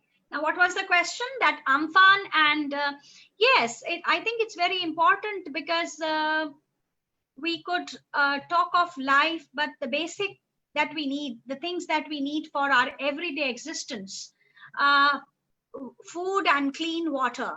And Amphan has certainly come as a major, has created a major devastation in parts of India, in West Bengal primarily, and the Northeast. I would say that this is an important issue. This clean drinking water is an important issue for not just for people who have been affected by Amphan, but even in a place city like Lucknow.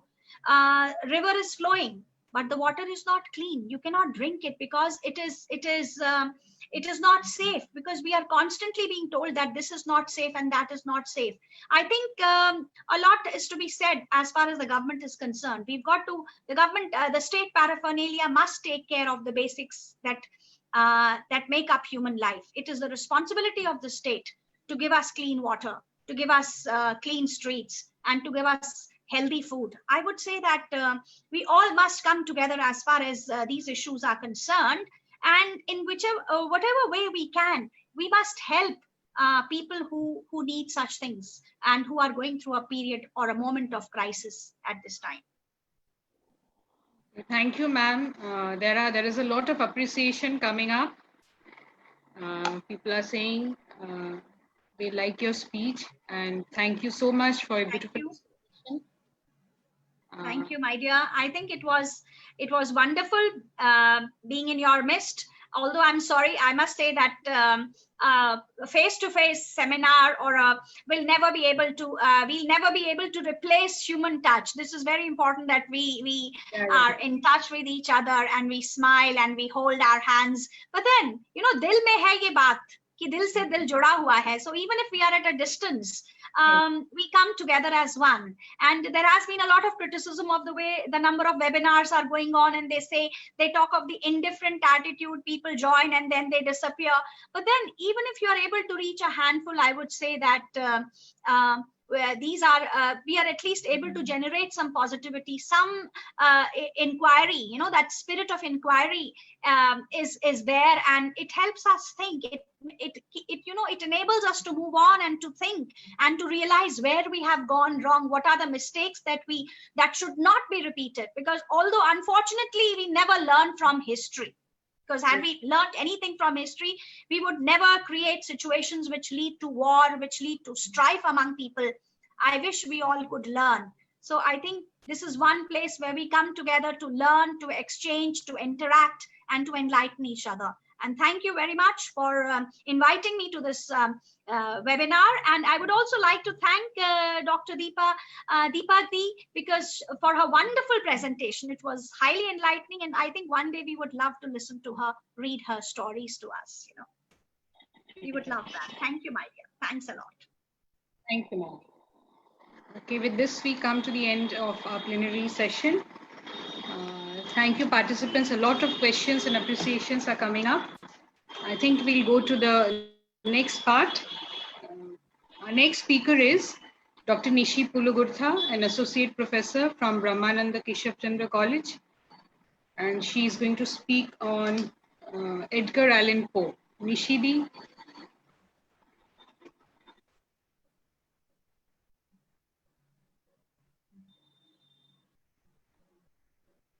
Where is she?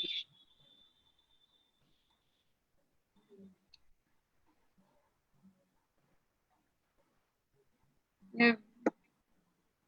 We are all learning a lot, ma'am, in this lockdown.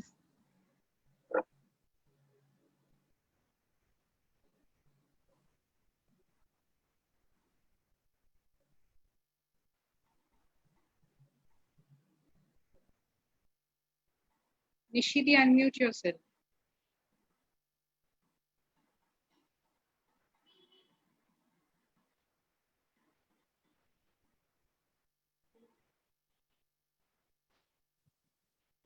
Yes, Nishidi.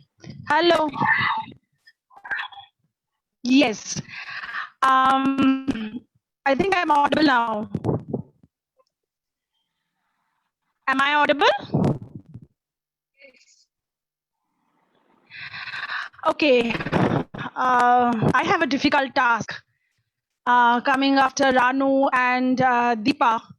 And I would like to thank both of them for their wonderful keynote and plenary, which sets the tone of this webinar and lays down the groundwork, does all the groundwork for what I am going to talk. Both the keynote speaker and Deepa Agarwal have referred to those story, which I am going to talk in a little bit more detail. And it is always fascinating to read Poe, and many of our students are also acquainted with Poe because when we talk of the Gothic, we very often bring in the reference to Poe. And as I was reading, I came across the short story, The Mask of the Red Earth. And what fascinated me about this story is the way in which we find a number of things that that's very similar to what is happening around us right now. So my paper is titled Reading Poe's The Mask of the Red Death. And here I begin.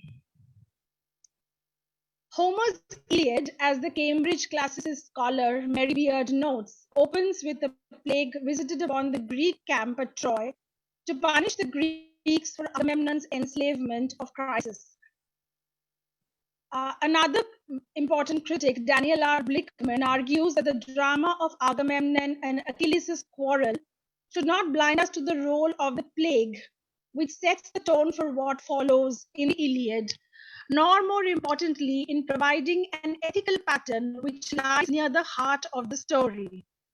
In other words, the Iliad presents a narrative framing device of disaster that results from ill-judged behavior on the part of the characters involved. Both Ranu and Deepa did refer to the Decameron. I would once again refer to it before I come down to Poe. The Decameron 1353 by Giovanni Boccaccio, said during the Black Death, reveals the vital role of storytelling in a time of disaster. And just now we were talking about how important storytelling is. 10 people self-isolate themselves in a villa outside Florence for 2 weeks during the Black Death. In the course of their isolation, the characters take turns to tell stories of morality, love, sexual politics, trade, and power.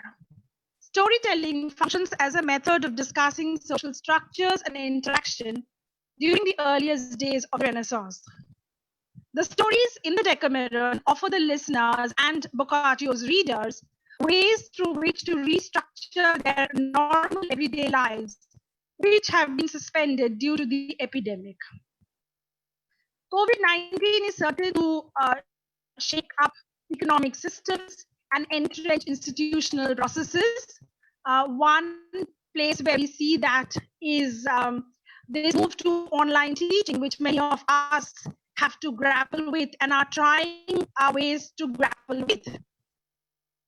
To give you just one example, these various texts which deal with pandemic, which deal with epidemics, I think give us an opportunity to think through how similar crises have been managed previously, as well as they give us ideas about how we might structure our societies more equitably in their aftermath. There's always been literature of pandemic because there have always been pandemics. What marks the literature of plague, pestilence, and pandemic is a commitment to try and forge some sense of meaning out of the experiences of panic, fear, and hopelessness. This is something that each of us are living through and trying to find ways and means to deal with it, ways and means of holding on in these times, and maybe in our stories and personal experiences, trying to find some sense of meaning in our daily living. Panic literature, of course, does not purport only to analyze the reasons for the pestilence. Rather, the telling of the stories is a reminder that sense still exists somewhere, that if there is not meaning outside of the quarantine zone, there is at least meaning within our invented stories. As Susan Sontag notes in Illness as Metaphor, how pandemic supplies, and this is what she says, and I quote from her, evidence of a world in which nothing important is regional, local, limited, in which everything that can circulate does, and every problem is or is destined to become worldwide, unquote, so that products and viruses alike can freely move in a globalized world.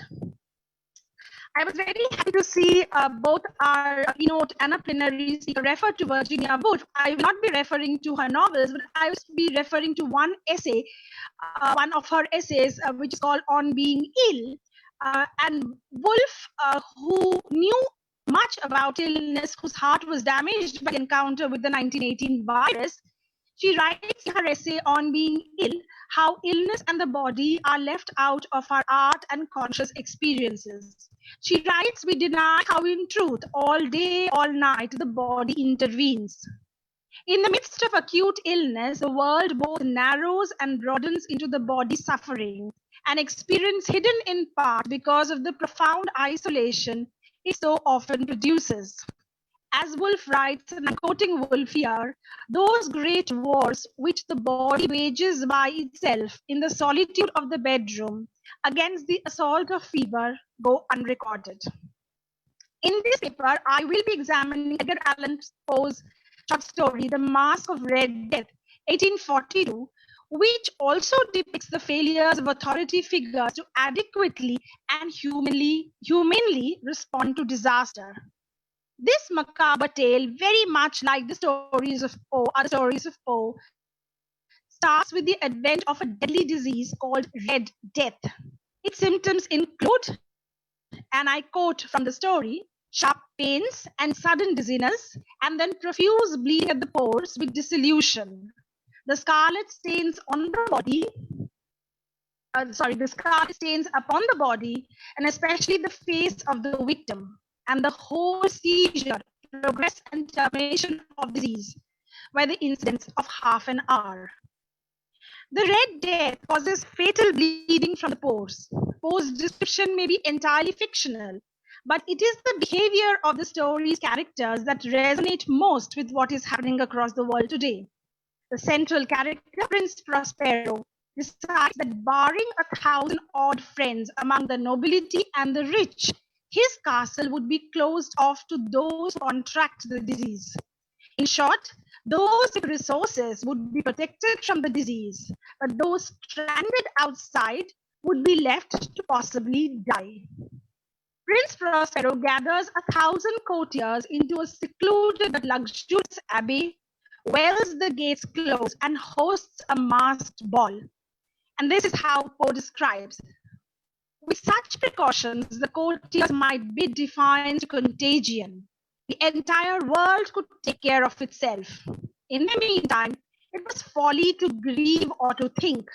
The prince has provided all the appliances of pleasure, unquote, and the resemblances with what is happening right now in terms of the migrant workers, in terms of kind of suffering and turmoil that's happening there is remarkable.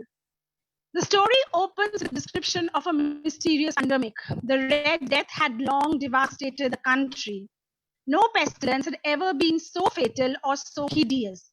To escape death, Prince Prospero secludes himself and 1,000 noblemen into abbey. The epidemic rages and kills the poor who were left outside to fend for themselves.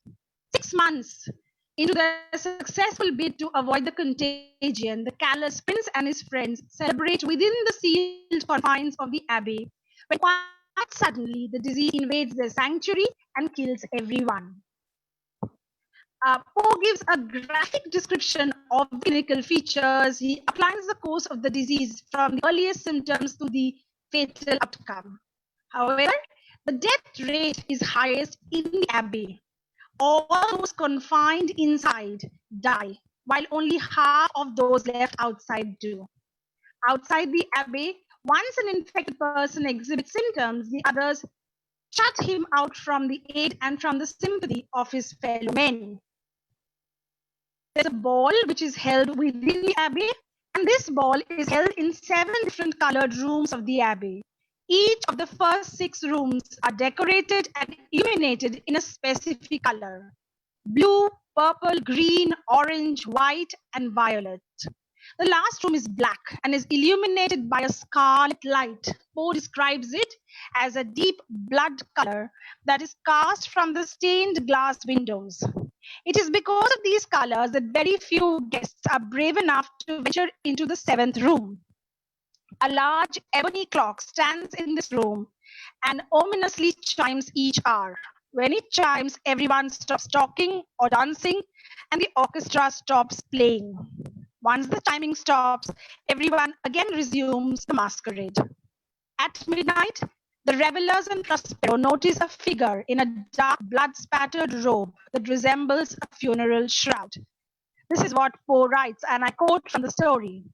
In such a group as this, only a very strange masquerader could have caused such a feeling. Even among those who laugh at both life and death, some matters cannot be laughed at. Everyone seemed now deeply to feel that the stranger should not have been allowed to come among them dressed in such colors. He was tall and very thin, and covered from head to foot like a dead man prepared for the grave, unquote. The figure's mask resembles the rigid face of a corpse and exhibits the traits of the Red Death.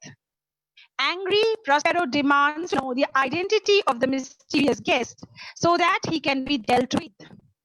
The guests are afraid to approach the figure. Instead, let him pass through the 6 chambers.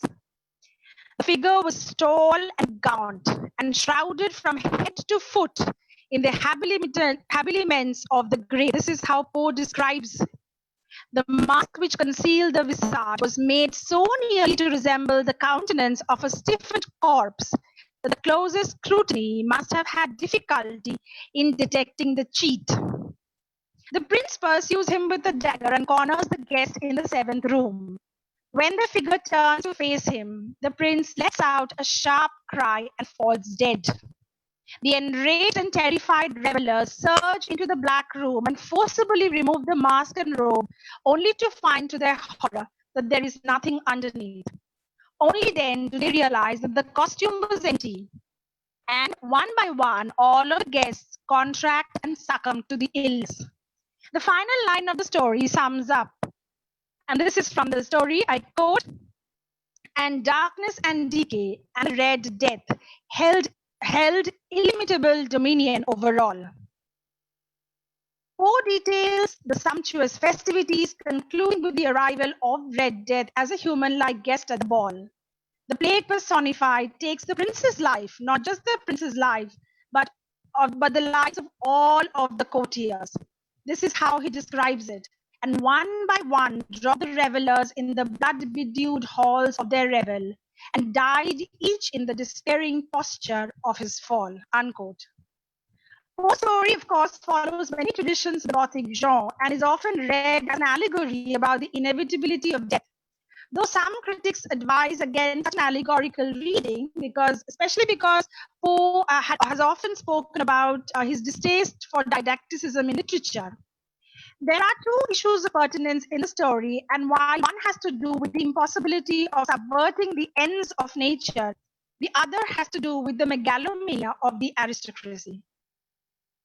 This story, The Mask of Red Death, reveals the influence of Horace Walpole's The Castle of Otranto, which our students have studied and are going to study. Poe uses many conventions of the traditional Gothic fiction, including the setting of the story in a castle. The multiple single-toned rooms may be read as representative of the human mind, showing different personality types. The imagery of blood and time throughout the short story also indicates corporeality. The plague may in fact represent typical attributes of human life and mortality. Blood, emphasized throughout the tale along with the color red, serves as a dual symbol representing both death and life. This is emphasized by the masked figure, never explicitly stated to be the Red Death, but only as a reveler in a costume of the Red Death, making his initial appearance in the easternmost room, which is colored blue, a color often associated with birth. Although Prospero's castle is meant to keep sickness out, it is ultimately an oppressive structure. Its maze-like design and tall and narrow windows become almost burlesque in the final black room, so oppressive that there were very few of the company bold enough to set foot within its precincts at all. Additionally, the castle is meant to be an enclosed space, yet the stranger is able to sneak inside, suggesting that control is an illusion. In the hierarchical relationship between Prospero and the peasantry, Poe portrays the unfairness of a feudal system, where wealth lies in the hands of the aristocracy while the peasantry suffer. This use of feudal imagery is historically accurate in that feudalism was prevalent when the actual bubonic plague devastated Europe in the 14th century. The Red Death then embodies a type of radical egalitarianism or monetary equality because it attacks the rich and poor alike. Poe named his fictional disease Red Death, probably to differentiate it from Black Death, otherwise known as the plague. Red Death is also descriptive of the profuse bleeding characteristic of this fictional disease. Poe increases the horror of the disease by intentionally making it mysterious and fatal. By alluding to the Black Death, he invokes memories of the plague epidemics that ravaged the world.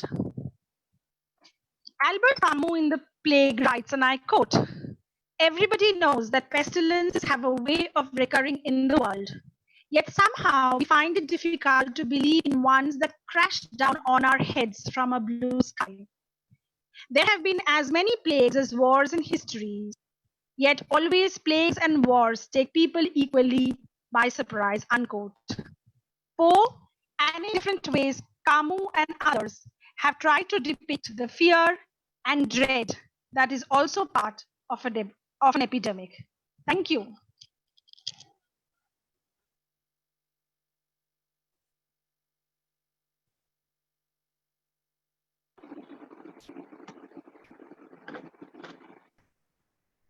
Yeah, Nishidi, thank you very much. You spoke so well, as always. We have a couple of questions. Rather comments. Debanjan says he's reminded of the notion of pride, as in Pride and Prejudice, as in Paradise Lost, while you talk of Poe's Red Death and Shakespeare's plays like The Tempest. Till now, there are no questions. So Absolutely.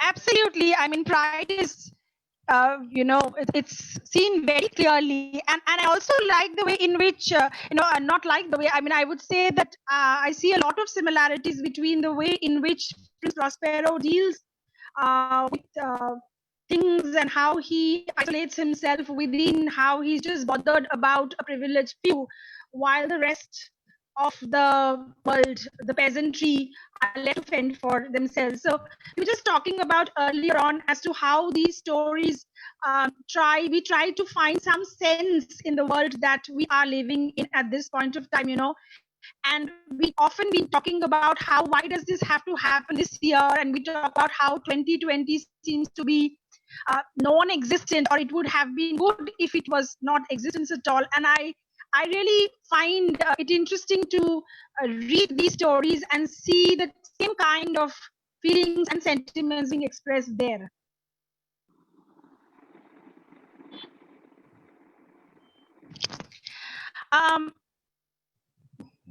Yes, the name Prospero definitely links up to Prospero as well, and it also refers to the feudal hierarchy and the richness of this man. There's one question from Manali where she's asking whether I missed it. Yeah, so Manali's question asks that attempts to make meaning within the text will allow a resetting of the various social structures given how they have been. I don't think there would be a restructuring of the various social structures. I mean, if you look at these stories, the older stories that we are reading, we kind of see the same kind of social structures prevailing even now. Yes, there are disruptions, but I'm not sure whether we are going to see a resetting of social structures. I don't think so. I mean, they remain. I mean, even if you read Daniel Defoe, or you read Poe, or you read anybody else, you see almost the same kind of story, the same kind of issues being discussed, the same kind of issues that we are talking even now. Can everyone hear me?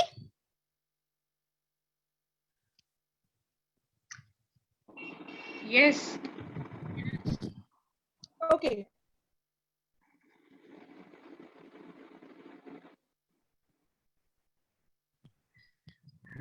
Okay. I think I've answered most of the questions.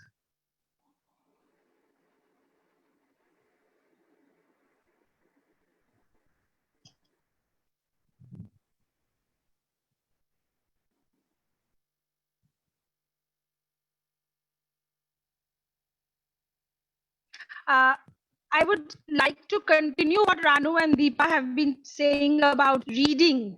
And I think that is one thing which each of us should continue doing. Maybe it gives us some little thing to hold on to in these difficult times.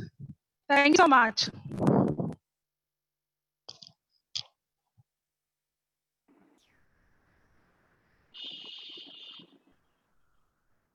Nishidi, can you hear me? Yes. Yes. Do you want to take more questions, or we go to the next speaker? We can go to the next one. Okay, thank you so much for your wonderful who I personally came to know a lot. Now I welcome Professor Sarsuna from Sarsuna College. She's going to speak on Padmanabhan's Little Living Planet.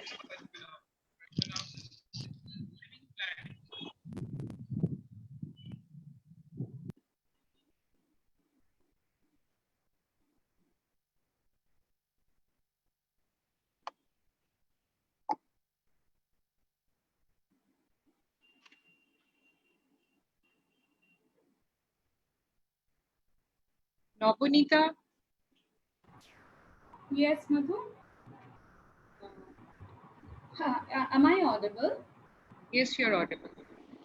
Hello, and a very good afternoon to all of you. And it has been an enlightening afternoon where we heard Dr. Ranu Unyal, we heard Deepa Bam, and we heard Dr. Nishi Pulagutta discussing about the various aspects of pandemics and literature, or literature in times of pandemics. Yes, we are actually living in an unusual time where, yes, um, it evokes various kinds of response, particularly from literature, from films, and from various other genres of art and culture. Now, what I am going to talk about is Manjula Padmanabhan's short story, The Living Planet. And it's actually a children's story with a very straight storyline. I'm coming to it. But what struck me was the way the story could make me relate to the present situation. And it was written 2 years earlier. So I've titled my paper as Integrated Living Aspanesia in Manjula Padmanabhan's Living Planet. And I would like to start with a reference to the unusual times that we are living in and the world that has changed in so many unforeseen ways. The lockdown, the subsequent extensions, and all these have very subtly altered the ways in which we are living our lives. Probably it's a bit early to comment on these changes. It is a bit early to comment on these changes. Am I audible now? I got some responses that I'm not audible, but is it okay now?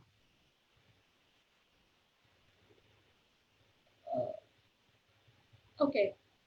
So what I was saying was that the lockdown and its subsequent extension, they have made very subtle changes in the way we've been leading our lives. And it might be too early to comment on these changes, but there's no denying to the irrevocable alterations that have occurred in the ways we perceive life. I would like to refer to one portion of Deepa Agarwal's lecture where Madam referred to this sudden outburst of literature, of poetry, of lockdown diaries that we come across in social media, which are all probably individual responses to the changed times that we are living in. But still, I think it is very early to comment on the ways the lives are being changed, because we are still living in the change.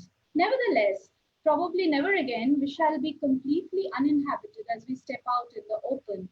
There have been changes in the job markets where existing industries have taken a back seat and new ones have come in. Human lives have acquired new meaning. Death and disease is no more a distant reality, but something that we are learning to live with. But on the other hand, there are certain other positive things that we hear. We hear of the dolphins coming back to the sea. We hear of the clear skies, which make Himalayas visible from a longer range, etc., etc. Now, in such a situation, where which is unforeseen, which is unusual, and which is so different from what we have been living till now, pandemic fiction has gained an immense popularity. And there are webinars like this. There are other webinars also where we are debating, discussing about the need for pandemic fiction, or the way pandemic fiction refers to this kind of world in which we are living now. So it has gained an immense popularity, as if in order to trying to gain a foothold in this changing world, people are trying to read more and more about the global disease and disaster, imagined or historical, as much whatever they can lay their hands on.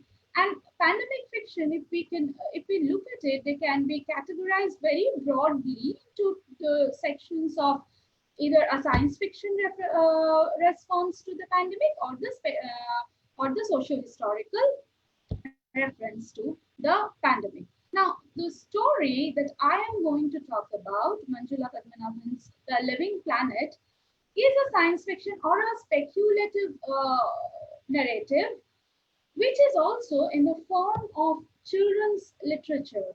And there are certain notions that, okay, children's literature should contain this, or children's literature should not contain such topics. But there have been references of pandemics and epidemics in children's fiction across world. Two very well-known references that we can think of is Louisa Alcott's Little Woman, where scarlet fever is very much a presence, or The Secret Garden, where Burnett talks about cholera. So what I'm trying to focus on is that even in children's fiction, epidemics or pandemics have been making a presence felt because they are also a reference to what had been going on in the world. Now, that same thing is true when we are looking at science fiction for children. As Perry Nodelman remarks in an early essay in around 1985, where he says that these science fiction for children, I quote, they form a distinguishable subgenre only because their main characters are almost always youngsters themselves, and because in comparison with other science fiction, they tend to describe less complicated situations in a simpler way. Now, this simpler way is probably the catchword, the key thing that even Padmanabhan is doing in the story, The Living Planet. She narrates a very uncomplicated story where a child's curiosity about the past, this is the back plot, is satiated by the grandpa's storytelling, which is a very usual trope of narration and maintains all the dynamics of relation that we have in the contemporary world. The child's parents are out working, they are alpaca herders, and she's enjoying with her grandpa, and grandpa is educating her through the stories. Now, till here, the tropes are common, similar to the world in which we live in, but the setting of the story and the embedded tale about the dark times is what makes all the difference. Now, just one small excerpt from the story. The child asks, "Tell me again, Grandpa, about the dark time. How many people were there in the world? How did the few become clever and kind? What happened to the many who remained cruel and stupid?" So she refers to the dark time, to the people who were clever and kind, and the people who remained cruel and stupid. I'll come back to these references again as we proceed along the paper, but these are stories of, these are words of a little girl who requests her grandfather to once again narrate the story which she had heard a number of times. Now, a brief outline of the story that that the grandpa tells the child is, there was a meeting between all the animals, and we here have anthropomorphism where and the virus makes a sinister remark of making the humans suffer. All they needed was packed human settlements. The virus said that they can actually kill all the human beings if they are given a packed human settlement. because the animals were very tired of these human beings usurping their lives and human beings making life difficult for them. Following the meeting, there is an outbreak of attack by virus and the human beings suffer large-scale death and disease. Only a few of the race survive in different parts of the world. They start living in distant settlements connected together by technology. They continue to exist with the help of shared knowledge in a vibrant, creative, and varied habitats. Now, this story was published by Padmanabhan in 2017. It came out in Indian Express on 1st January 2017, and it bears an uncannily strong similarities with the situation that we have today. The little girl and her grandfather, they live in isolation in an idyllic landscape, and I focus on the word isolation, which seems to bear such a key importance in our life today. And they are living in an idyllic landscape, as do most of the survivors of their time, and they are spaced out from each other. As the story is set in an open space, which is near the Andes, and as the story proceeds, we come to know that the viruses had not only taken the decision to teach the human beings a lesson, they had also fairly been successful in their effort. Now, this paper attempts to read the short speculative fiction of Padmanabhan as offering a panacea of integrated lifestyle as a key to survival for the human race. As we now live through the onslaught of COVID-19 attack, the story resonates deeply with us because there too the threat that a group of human beings that have survived has stemmed from a virus. Now, when I came across the story for a couple of weeks back, it was actually within the lockdown period that I came to read about it. The time of its publication came as a kind of shock because just a couple of years back, and the author was thinking in similar lines, which is going to shake the world so completely. But then also, I came to the realization that the fear of such epidemics or pandemics is not new. It is something very old, deep-seated within our psyche. And human history is full of such instances. We have the earliest references in Homer, then we have this Black Death or bubonic plague, or we have the Spanish flu, influenza, malaria, polio, the list goes on and on and on. In fact, a large part of the 19th century Bengali fiction makes references to various epidemics and the concept of quarantine that brings to our mind that the situation has not changed much when we come to fighting viruses. Even now, with all the advancements of medical sciences, improvement in our living conditions, the best bet that we have against the virus is social isolation. And that is exactly what the sinister virus in Manjula Padmanabhan's story had been pointing at, that they wanted packed human location and the rest would be an easy task. Even in the early years of 20th century, we have various references, threats of epidemic outbreak. 2003, we are living in midst of a SARS outbreak. 2016-17, we have sporadic outbreaks of diseases like avian flu, Zika viruses, etc. It goes on and on and on. None of them might have proved as contagious as the current one. Nevertheless, the threat of an epidemic had remained, and each epidemic and human history had gone back to, as I said earlier, isolation as a combative measure, which we find happening even in this story. Now, this story then probably is author's response to the lurking threat of a viral infection spreading beyond control. She does not present, unlike many other science fictions, she does not present a grim dystopic world that threatens to unhinge the readers from their conception of normalcy. Instead, what she writes is more light-hearted, cheerful, and affirmative in its tone, probably because of the genre in which it is written, probably because of the children's fiction, the children, because she's writing children's fiction. Now, the story begins where the grim reality, death and disease, has become a thing of past. There's an air of cheerfulness and positivity in the story, but then the threat of the bad and ugly keeps lurking somewhere. The large-scale devastation that had been brought by the viruses still existed in living memory because it exists in grandpa's living memory. So it is still there. The child has not seen that. Bella, the girl, has not seen that. She's safe from it. But it had required an alternate lifestyle to remain free from these.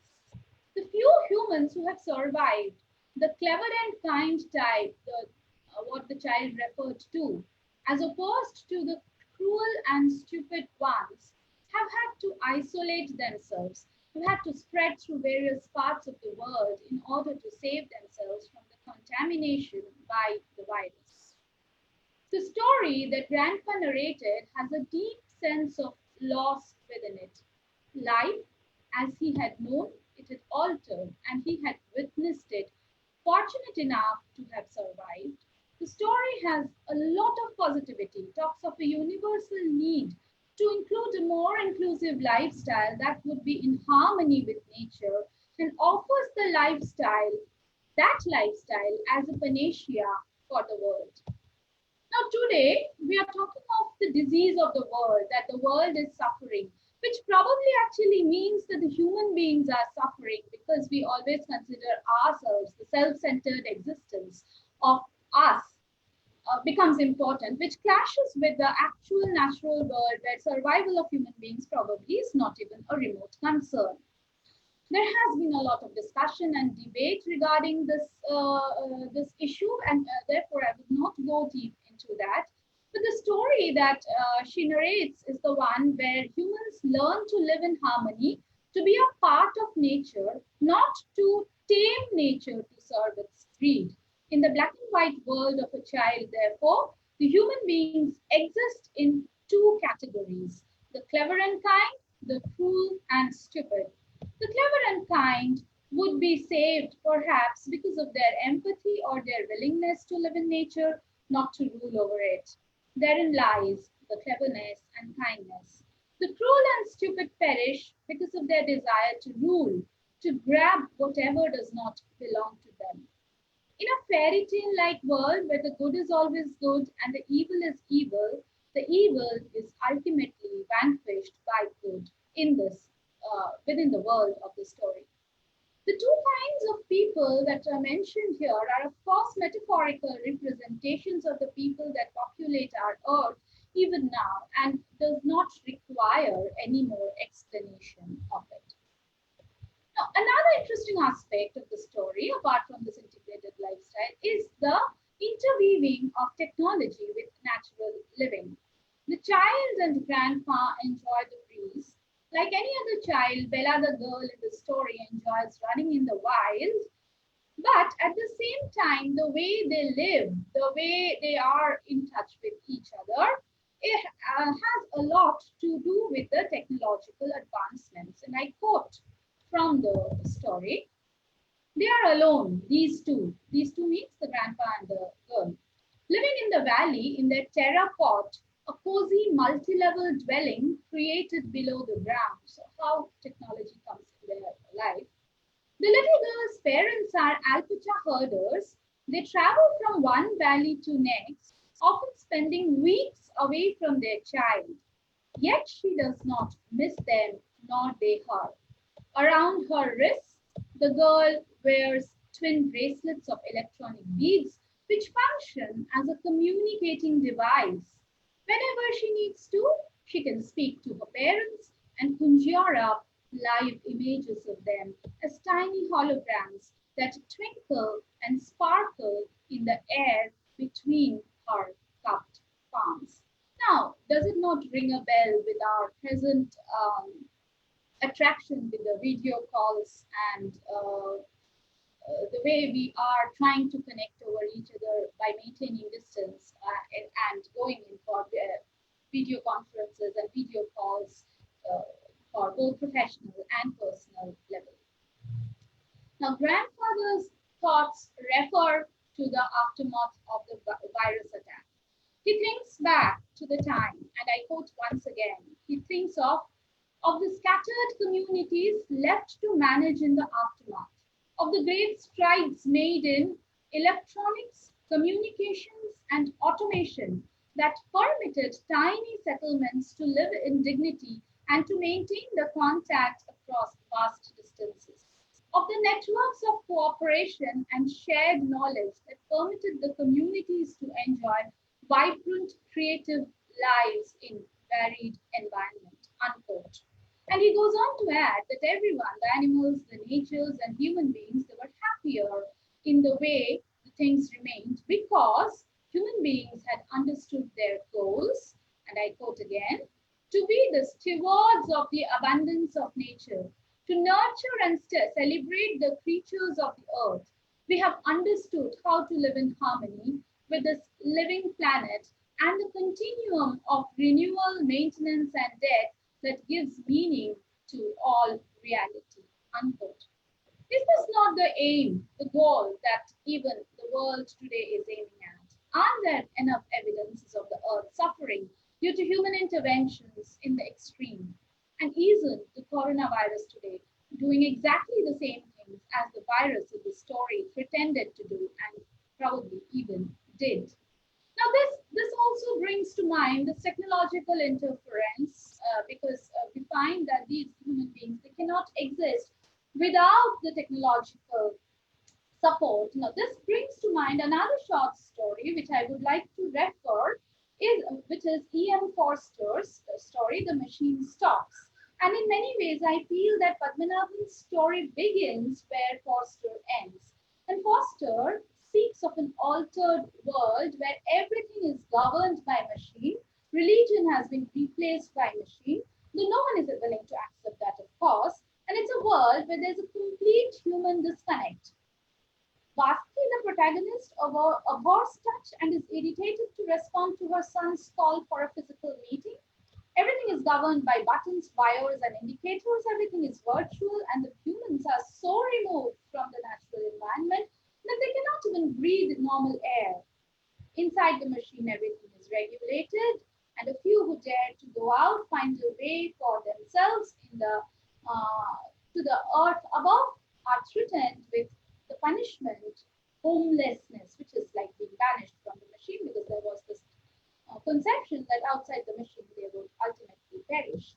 Now, the story ends with the machine crumbling down, killing all those inside, but the hope for human race remains in the form of those rebel, homeless ones who had once managed to make a world outside the machine in the real world. Now, both these machines are connected by the fact that they revolve around the concept human survival is by the means of technology. In one, it is supportive, complementary to nature because there is this threat by the virus, and in the other, it is degenerative and self-destructive. It is almost as if the world recreated by the homeless in the machine stops is the one, because they are the ones who had understood the pitfalls of such alienating machines, is also the world which Padmanabhan's child and her grandpa lives in, the world that is created of a harmonious living. The story then presents us with a world which is restorative, and mantra is holistic living in harmony with nature through shared knowledge and not beyond it. But at the same time, like most of the children's fiction, the story is homogeneous in its conception of the world. It speaks of a world where everyone has similar lifestyles. It speaks of a world which exists in shared knowledge and technology, a very much sanitized classless society. Classless, not of course in the Marxian sense of the term, but it is a kind of utopian conception where all is well with the world. It's a utopia conceived in the author's mind, a perfect world that we all are dreaming today, a world that has been crafted after a lot of death and devastation. As we we end the story, then questions arise to the adult mind. When probably the pitfall of an adult reading child's fiction, but then the questions still remain. Who are the ones that died? In the race to exist, were they the ones with more access to technology who had come out as the clever and kind? Were the technology-wise have-nots, the cruel and the stupid? Of course, the story does not answer these questions. The panacea remains embedded in the utopian conception of a child's world of a perfect ending. The story still, it remains important and topical in today's context, in bringing to the front the need for a more corrective way of life, a more nature-friendly lifestyle, perhaps, which remains as the only hope for human beings to survive and survive longer. Thank you.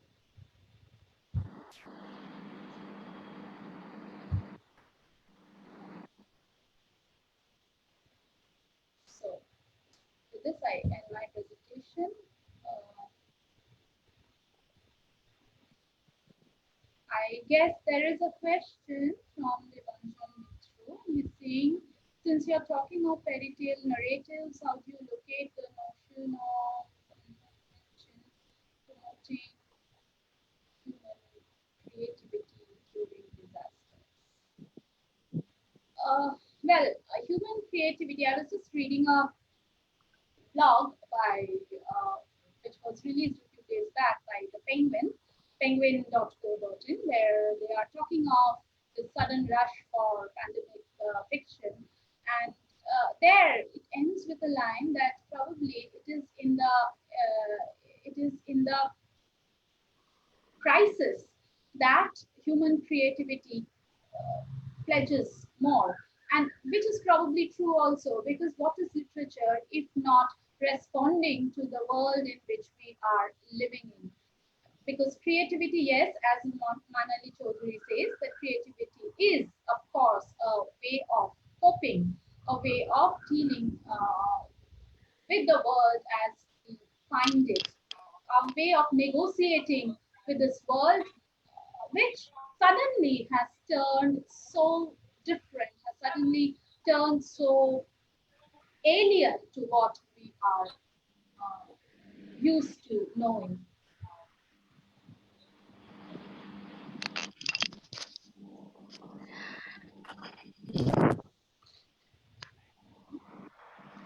Thank you so much, Ravunita. That was a very interesting paper, and I'm so glad you brought up Manjula Padmanabhan into this discussion of literature in the time of pandemic.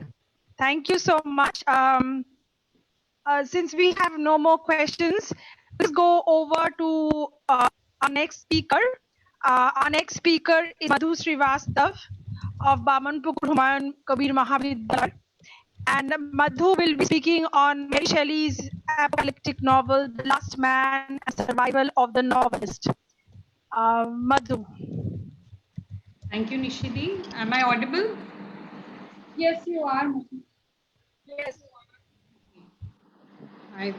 Since the weather is also, getting awry, it's raining over here. I don't know about other places, so we can have network issues. I'll go straight to my paper. We also have 2 student papers. Okay, the topic of my paper is, the title of my paper is Mary Shelley's apocalyptic novel, The Last Man and Survival of the Novelist. As the world is going through the ravages of COVID-19 pandemic, there is a spurt of literature on the pandemic and its impact on people's lives and nature in all possible genres. We have heard so many speakers speaking about that. And as we all see, the social media platforms like FB and Instagram are flooded with people's creative responses to the invisible enemy warring across the continents. I begin with a poem by Thomas Nash, which he wrote in 1593, when an outbreak of bubonic plague closed the London playhouses. About 400 years ago, and Shakespeare took advantage of this time to write his narrative poems, Venus and Adonis and the Rape of Lucrece. Go to the poem. A litany in time of plague. Adieu, farewell, earth's bliss. This world uncertain is, fond our lives, lustful joys. Death proves them all but toys. None from his darts can fly. I am sick, I must die. Lord, have mercy on us. Rich men trust not in wealth. Gold cannot buy you health. Physic himself must fade. All things to end are made. The plague full swift goes by. I am sick, I must die. Lord, have mercy on us. The repeated refrain at the end of each stanza, Lord, have mercy on us, strikes at the heart as much now as it must have done 400 years ago. So the plague or pestilence as a metaphor attracted writers right from Boccaccio's The Decameron in 1353 to many other texts. Recent 2007, Jim Crave's The Pest House. In my paper, I speak about Mary Shelley's novel, The Last Man, a lesser known text after her more popular novel, Frankenstein. The Last Man was the first apocalyptic novel written in English, though it seems she got ideas from the French novel of the same name, Les Derniers Hommes, excuse my pronunciation, I really don't know French, by de Granville, published in 1805. It was translated into English in 1806 as Omegarus and Siberia, a romance in futurity. A poor translation where de Granville was not acknowledged as the writer, nor was the work described as a translation from a French original. However, it became a source of inspiration for a prose poem by Lord Byron called Darkness. That year, owing to volcanic eruptions, global temperatures went below normal, causing abnormal weather conditions. It seems there was no summer that year. This pall of darkness inspired Byron to write a prose poem, which critics classified as a last man poem, telling the apocalyptic story of the last man on earth. However, Mary Shelley's The Last Man is the first English apocalyptic novel or dystopian literature, and she can be credited of creating a new literary genre. It deals with many things that deeply concern the Victorians, among them disease. The Last Man also responds to the contemporary attacks against the novel by equating the practice of writing a novel to the promise of survival. The Last Man has deep autobiographical roots and anxieties, so we need to know the story of the novel and understand the author's life of it to understand her work. The Last Man combines elements of science fiction and fantasy with two settings. One 3 centuries in the future and the other contemporary with Mary Shelley's own time. Lionel Verney, the narrator, writing in the year 2100, believes he is the last human being alive. Well, COVID has arrived in 2090 and uncanny forbidding, only 79 years away. Having completed a record of the events leading to the plague that wiped out humankind, Lionel plans to set off alone, not knowing if others might survive in some distant land. In the introduction, Mary states that these writings were found in a cave where sibyls were thought to have lived. Thus, ancient history is documented somehow in the future. Lionel describes his childhood as the son of a charming, irresponsible father who was a loved confidante of the king, but resented by the queen. After the king's death, Lionel Verney and his younger sister Perdita, now orphaned, are forced out of noble circles and plunged into a meager, self-sufficient existence. The young outcast and his sister meet and befriend Prince Adrian, a bond that remains strong and helps Lionel get over his prejudice against the nobility owing to his father's death and become refined in his ways of the world. Before dying, his father had left a note that his children be taken care of, but Adrian later affirms that the letter was never delivered. Lionel later marries Adrian's sister Idris, and Perdita marries Lord Raymond, an ambitious young nobleman who fought in a war between Greece and Turkey. Lionel, Adrian, and Raymond take up the freedom fighters' cause and are lauded as heroes when they return. Raymond is found to be unfaithful and then dies. The distraught Perdita kills herself. In contrast, Lionel and Idris have several children and a harmonious family life. Adrian, whose branch of the royal family has been out of favor, decides to return to London. He is partly inspired to do this by the plague that is ravaging not only Europe, but Asia and America as well. Like COVID, the plague in the novel is mysterious. No one can figure out what caused it, where it came from, or how it can be cured. Adrian's excellence in leadership has a positive effect on morale, but that cannot stop the disease from spreading. Each day, thousands perish. Among them are Idris and one of her and Lionel's sons. The handful of English survivors after the years of devastation include Lionel and his other son, as well as Adrian and Queen Clara. Sailing to France, the group find equal devastation, with Paris left almost empty. A false prophet has gained a loyal following, but Adrian helps them see through this bad influence. It is intriguing how in the present times also, when the world is engaged in research to find a vaccine, some self-professed prophets or godmen are claiming to find a cure for COVID. The English group continues on to Switzerland and then to Italy, where Lionel's son dies. Their next destination is Greece, but en route by sea, their boat is wrecked and only Lionel survives. At this point, safely back in Italy, Lionel devotes himself to penning this record. When he finishes, he will embark on a lone journey throughout Europe and Africa. The inclusion of an apocalyptic world brought about by a plague in a novel, The Last Man, can be attributed to the role of sickness in the life of Mary Shelley, bereft of those she loved. 10 days after her birth, Shelley's mother, Mary Wollstonecraft, author of The Vindications of the Rights of Women, a seminal book on feminism, succumbed to fever. Her father, Sir William Godwin, journalist, political philosopher, and novelist, was left all alone to look after her.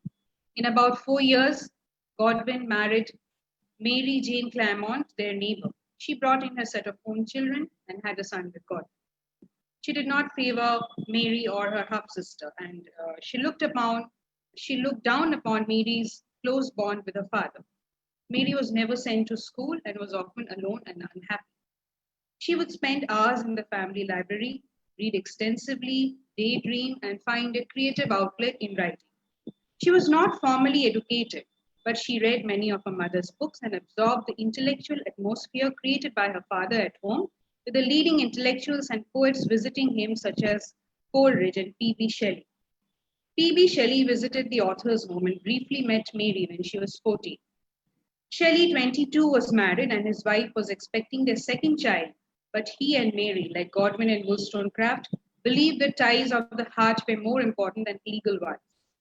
In July 1814, 1 month before her 17th birthday, Mary ran away with Percy, and they spent the next few years traveling in Switzerland, Germany, and Italy. Percy's father cut off his son's large allowance after the couple ran away together.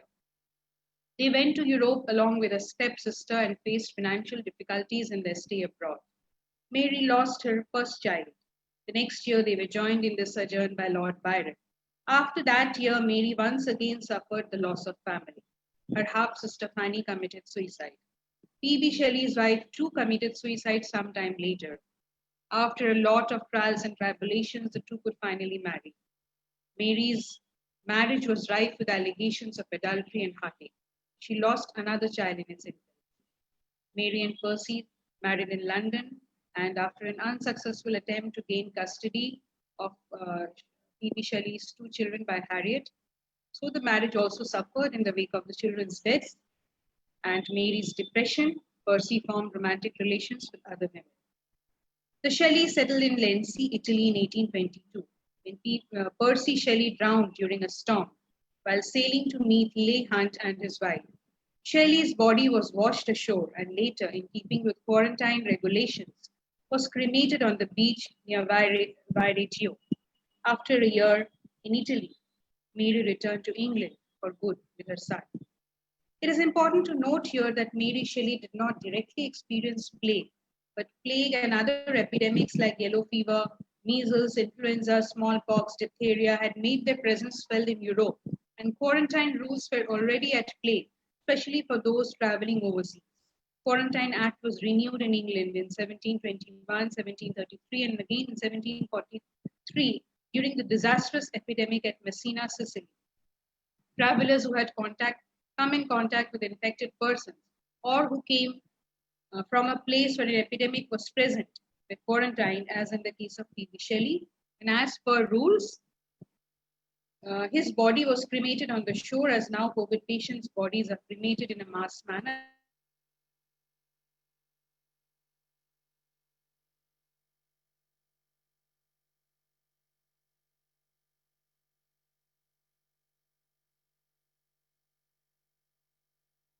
After P.B. Shelley's death, Mary was left all alone to strive for her survival. She struggled to make ends meet with difficulty. In several ways, the death of P.B. Shelley can be seen as a catalyst for the composition of The Last Man.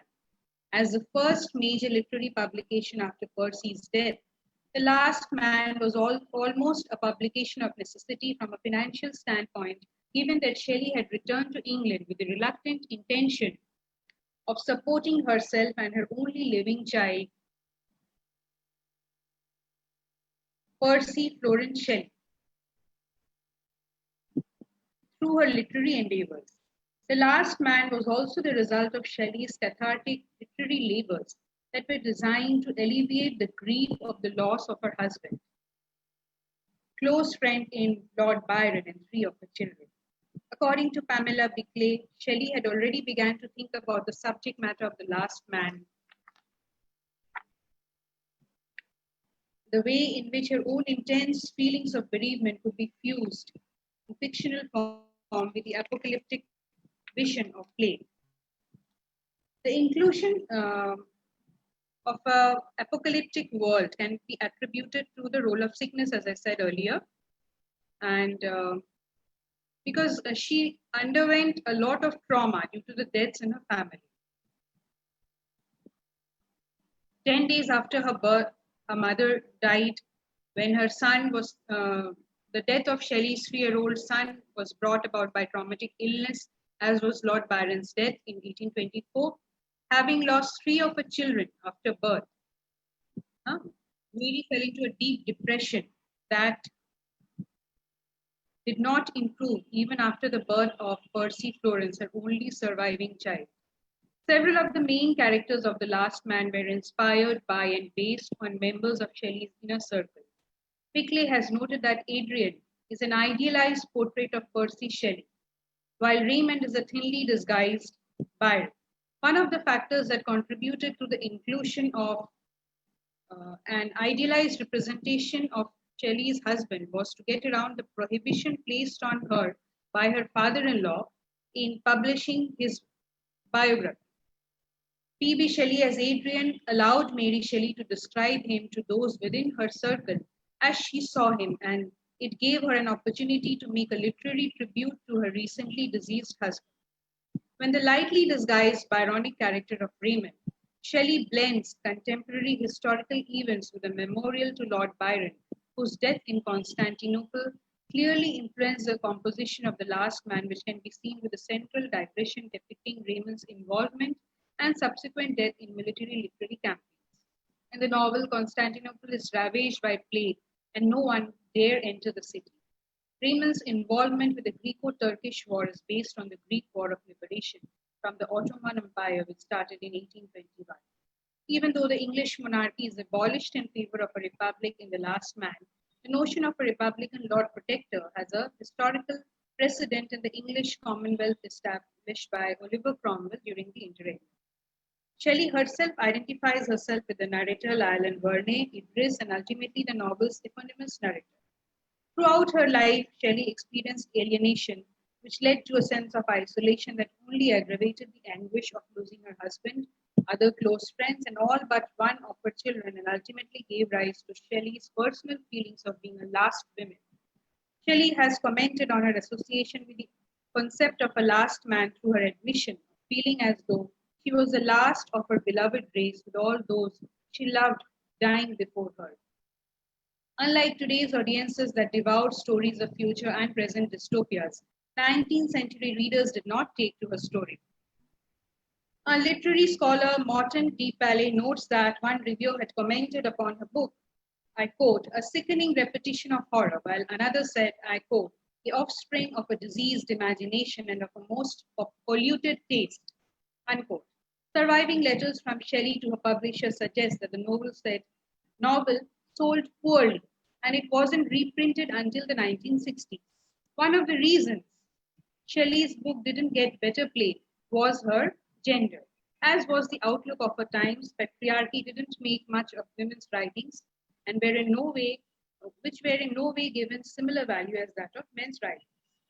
Shelley's The Last Man also responds to the contemporary attacks against the novel by equating the practice of writing a novel to the promise of survival. The protagonist, Lylan Verney, chronicles his experience negotiating the plague that has ravaged their world. An exasperated Lionel says, I quote, not one person attacked by the grim disease had recovered. My restoration was looked on as a deception. Unquote. Shelley set the terms for surviving the plague in the act of writing, of telling the story of plague and its human destruction amid the horror itself. Religious reform magazines made the most biting comments in equating novels with the plague itself. I quote, no age of the world was ever cursed with such swarms of fictitious writers as now, feast like vampires upon the very vitals of our literature. Shelley yields the fire of imagination against the dark reality of death. For Shelley, writing of the novel challenges the authority of death and wards off the contagion of disease. In the words of Mary herself, novel writing, I quote, connects, animates, and sustains the life of all, unquote. For she was writing at a point of time when she had lost many people close to her due to various reasons. The plague in The Last Man breaks not only geographical boundaries, but temporal ones as well. The novel begins with a framing device. In 1818, two travelers in Italy stumble upon a secretive chamber, the cave of the Humayun Sibyl, in which they find scattered leaves that seem to contain prophecies. Since the leaves are disconnected and almost illegible, the narrator is obliged to add links and model the work into a consistent form. The novel, Timothy Rupert observes, is thus, I quote, a composite product of three minds separated by more than 2,000 years, unquote. The narrator who deciphers the leaves observes that the labor soothes me in sorrow, quote, and again I quote, soften my real sorrows and endless regrets, unquote. This suggests that Mary Shelley, who also experienced the restorative power of writing, has much in common with her nameless framed figure. Thus I conclude, though the novel demands deeper engagement, but in the wake of the ongoing corona crisis, its relevance to me is that since 10 centuries, man has been in the grip of epidemics and pandemics. They have got over it, so will we. Though this has come to stay with us for some time, it seems, but writing or creative arts is, as always, playing its therapeutic part and will keep us afloat in this period. So keep reading, writing, and participating in such discussions. Thank you.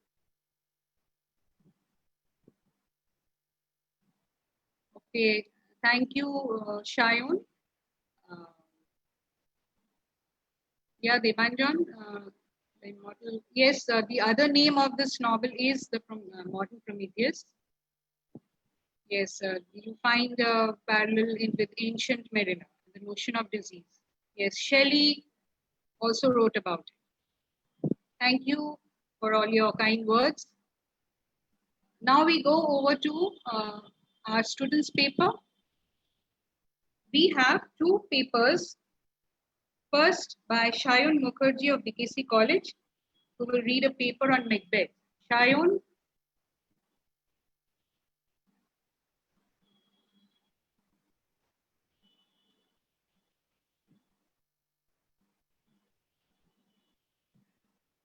Shayun, are you there?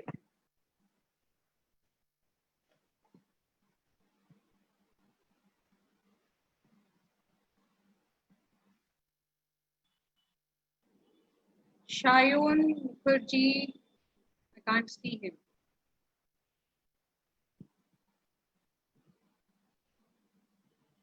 Okay, I think I'll allow Nabiha to speak. Nabiha, are you ready?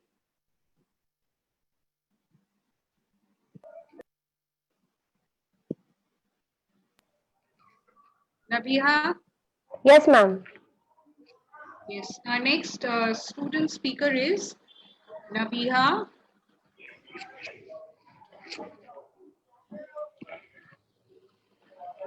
Good evening, everyone. I am Nabiha Rahman from Sarsuna College.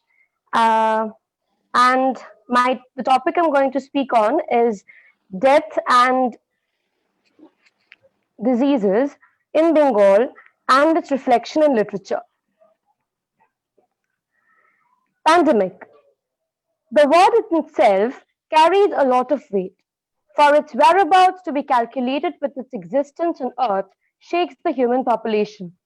The very lilt of the word invites a sense of apprehension and alarming chaos into the minds.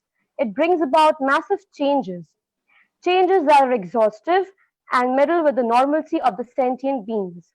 As the status quo appears, COVID-19 is going to alter us all in strange ways. It's a paradigm shifting event that divides lives and cultures into a before and after. We will emerge changed, though how those changes will manifest is far from certain.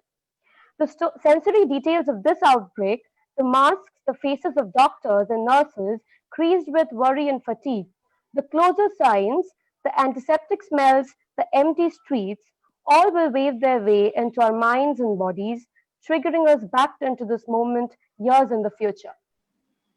Literary traces of the pandemic shifts my perception of this one as if the sights and sounds from an eternity ago have suddenly manifested into a grotesque demon that threatens the lives of many innocents. The literature from the previous pandemic speaks to our current moment in profound ways, offering connections in precisely the realms Very where heavy. art excels. Network issues are there. Okay, continue. Okay. In emotional landscapes, in the ways a past moment reverberates into the present, in the ineffable conversation between the body's experiences and our perception of the world. However, far from the Eurocentric depictions of epidemics, there are indigenous literary works. Famous Hindi poet Suryakant Tripathi's memoir, A Life Misspent, provides a heart-wrenching account of the epidemic that ravaged India during the early 20th century. I quote, I traveled to the river bank in Dalmau and waited. The river was swollen with dead bodies. At my in-laws' house, I learned that my wife had passed away. Unquote. Quarantining us with the COVID-19 virus on loose, the earth is bleeding. People do not seem to be acting upon it wisely enough, and thus eradication of the virus has been quite a challenge. Being on our best selves, transmitting positivism, can be a havoc toward breaking this human to human rift. Life should go back to normal, and that's all we seek for. As we rummage through Bengali literature, we find epidemics featuring in many of the literary works.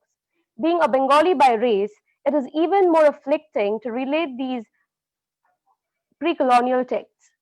In Choturango by Rabindranath Tagore, when Calcutta is scourged by plague, Sachish's compassionate uncle Jagmohan transforms his abode into an infirmary for the poor, but while nursing the patients, succumbs to the plague.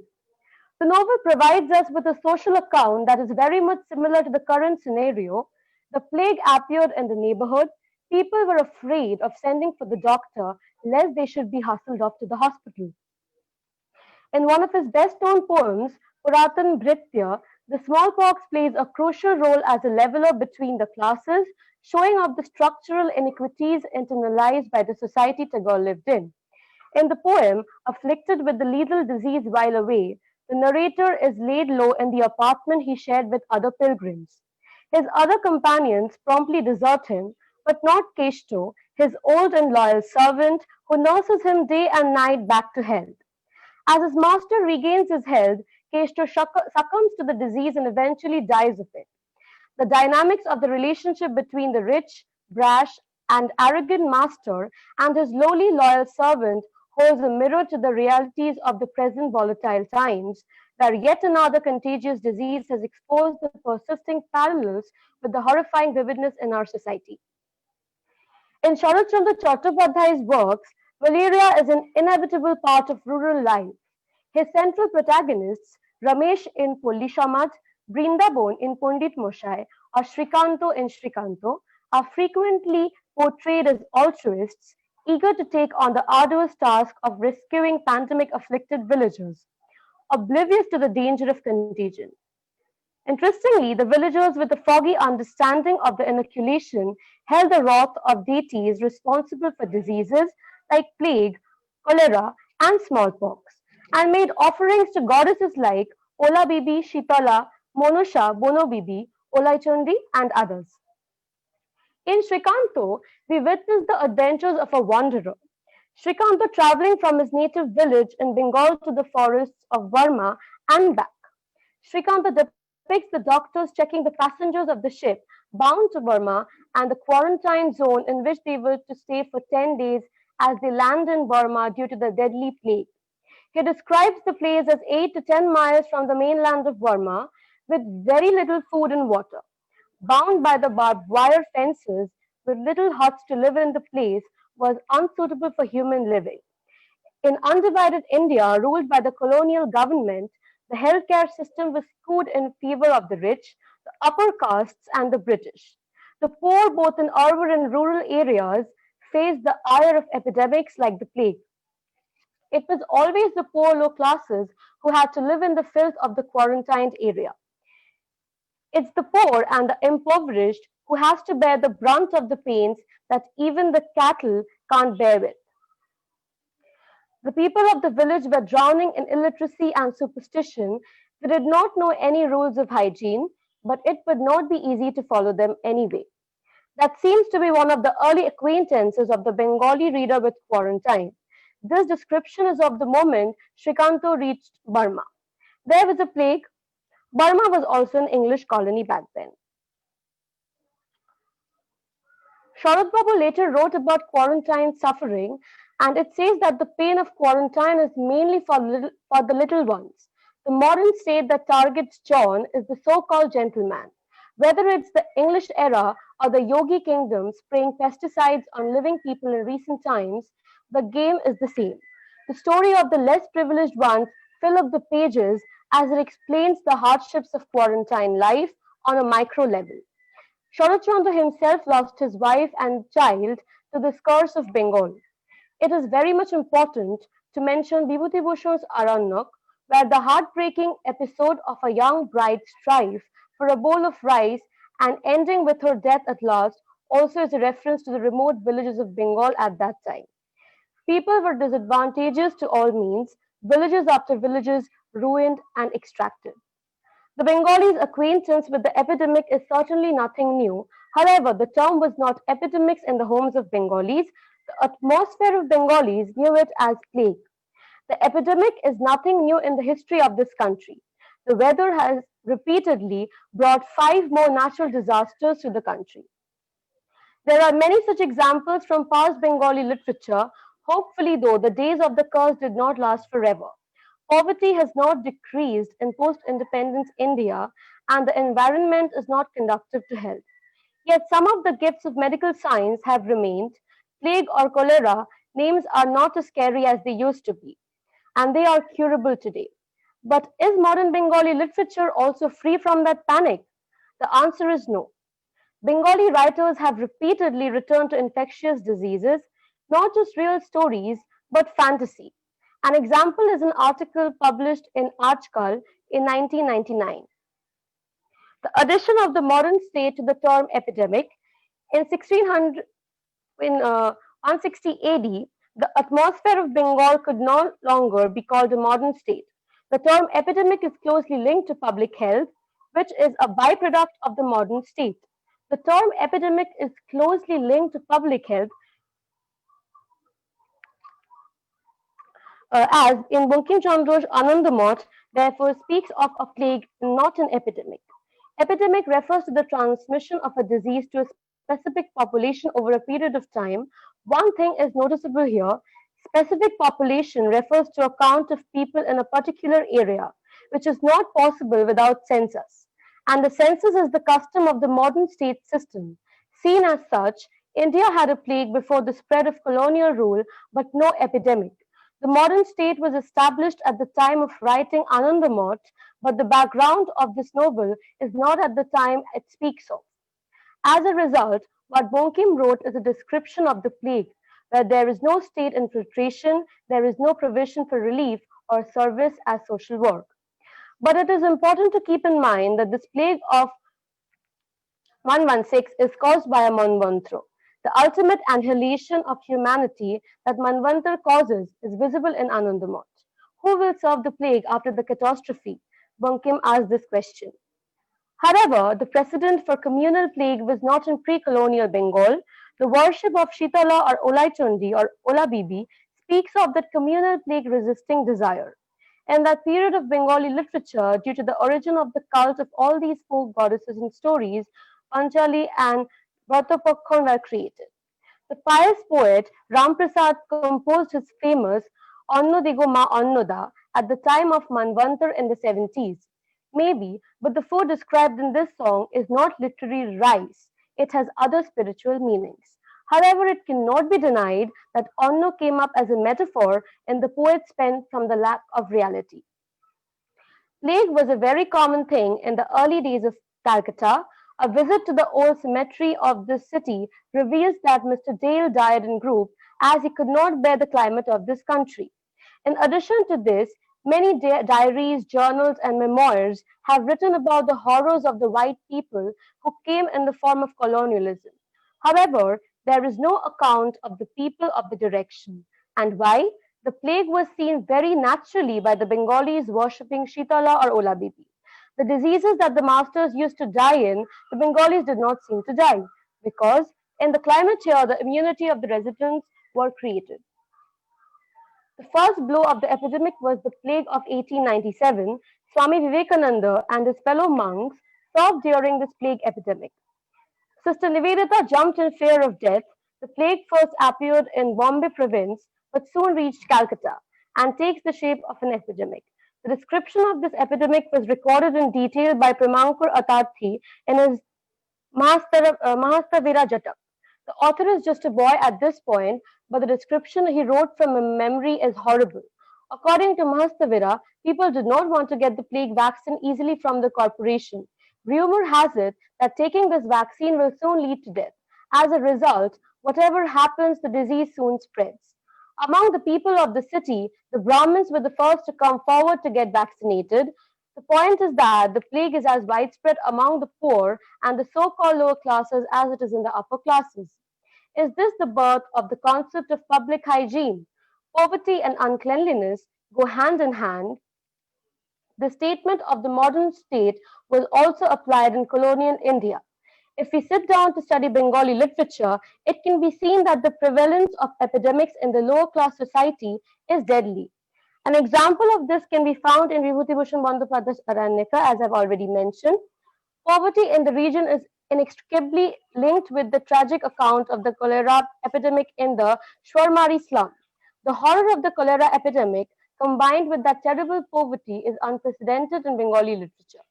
As soon as the reader of Aranyak knows the arti of a teenage bride who brought Vibhutibhushan for a few handfuls of rice, death is casual there. Vibhutibhushan was able to write the eternal darkness of a doctorless, careless human society. This is an impossible achievement. The epidemic in Tarashankar's writings was an opportunity for middle-class Bengalis to express their patriotism. The truthfulness of Vibhutibhushan's Aryanyaka is an entity far removed from the middle-class civil society. There is no point in taking service to him. He ran to the pig slum in a pool that was the lifeblood of the forest. It is not seen in any other composition of Vibhutibhushan. Aryanyaka is therefore an exception, burning exception. Or the reason for this inadequacy of epidemiological description in Bengali literature lies elsewhere. Let's look back at Vibhutibhushan's composition once again. How much premature death is spread there, the soul trembles at the thought. Navaran Bhattacharya showed in one of his essays that one of the causes of his death march was starvation, malnutrition. As a result, malaria or flu can take the shape of a plague on this land at any moment. The colonial state did not do the job of identifying him as an epidemic. As a result, it did not become a subject of literature with a different glory. In the literature of Tarashankar Vibhuti Bhushan, that long procession of premature death speaks of an unceasing epidemic, undeclared, unrecognized epidemic. There is another example of malaria or cholera destroying villages. There is nothing to do if you don't want to accept it as literature. Rather, it is better to accept it as oral lore. Many days later, the son in law reached his father in law's house several nights later. The mother in law allowed her son in law to eat at her father in law's house in Shinshan village late at night. Sorry. The son in law asked for some lemons, and his mother in law, Takron, reached out from the house and picked lemons from the lemon grove in the distant garden. The son in law is unconscious for fear. Next day, he regained consciousness and saw that he was lying in a ruin. Somehow, he escaped and reached a village where he found out that his father in law's village had been ravaged by cholera or malaria. And there today is the reign of Tenadera. Childish is the story of this ghost, but very common in Bengali. This deserted village is remembered by the masses of Bengalis. No one is left to talk about the horrors of the epidemic. What is there is horror, post epidemic horror. This ghostliness is born from him. It is not known whether Bengali writers will write novels or stories based on coronavirus. Poetry has just started to be written. It is known on social media. But will a plague or 100 years of solitude be written? Let the people say. Literature after him. But the memory of the epidemic should not be allowed to be lost. It will be needed again during an epidemic. Experience must be matched. Tomorrow will change, but literature will remind us of Kalantar. Let's see what the future holds. Today, the omnipresent and nightmare corona infection of 2020 unites our interests once again. I wish Bengali language and literature a long life. Future generations will surely read Bengali speaking narratives written about today's days and will be equally thrilled. Thank you for patiently bearing with me, and I'm really sorry for all the mistakes that I've made. No, Nabiha, you were really good. I appreciate you. Thank But you, ma'am. before we take questions, we'll go to Shayon because the weather is getting worse, you know. Shayon? Yes, ma'am. Yes, ma'am. Yes, ma'am. Can you hear me? Yes. Yes, ma'am. So, ma'am, during this time, I have thought, what is it that links nature with literature? And I've thought about it, and I think personally that it is our very minds that links these two. But I'm not here to talk about nature or literature. I'm here to talk about a world that is at war. Ma'am, our very nature is at war with itself, one half with the other. And our greatest show of courage today is no man with swords or guns or bombs or cannons. Our greatest show of valor today, ma'am, is patience. So, ma'am, I'm here to talk how lack of patience in humans and errors in the human nature leads to one tragedy after another. And on that note, I'm here to quote and unquote the greatest tragedian of all time, Shakespeare. And I call the stage that may come and maybe is already coming due to lack of patience. I call that stage of COVID the stage of Macbeth, ma'am. And here it goes like this. William Shakespeare's voice rings out loud and clear. In the witch's line, fair is foul and foul is fair. As we talk about how our freedom, we know our liberty to go wherever we want, to whatever we want, whenever we want. And we know all this to be as fairness, but when prophecies of dire consequences threaten us, the three witches, as though the three of them were pulling our strings, we, of our own choice, make use of its folly, and perhaps most of all, we make use of their folly. Either we make use of it foully or we make use of it fairly, all for the name of greater good. But we need not be Macbeths, as our very fate lives in our own hands. And this time, if you keep marching the dagger forward, the only person standing in its path is ourselves. For to keep valor inactive, if rueful opportunities would prompt it, would keep us from making our hands bloody. For we have the good counsel not to slay our great land while it sleeps, the dun can sleep, and it may turn out to be a disaster if we do, and we need not swear to dash out the brains of our own pity, and in a way that we may dash our own brains and weeds out of our own gray matter, or whatever they say. And so, and then paint our hands with so many shades of red and blood that no sea of water can wash away this color. It comes from the number of lives we reap and the number of innocents that fall for lack of proper acknowledgement of the situation as required. Though sanitizing our hands a little with water washes away the defilements we carry, but to rid us of defilements of the minds, as a good show of faith, we are required to put on our masks to beguile the time when the time calls for it. We should look like the time. Making merry banquets in a time of crisis only fools its maker.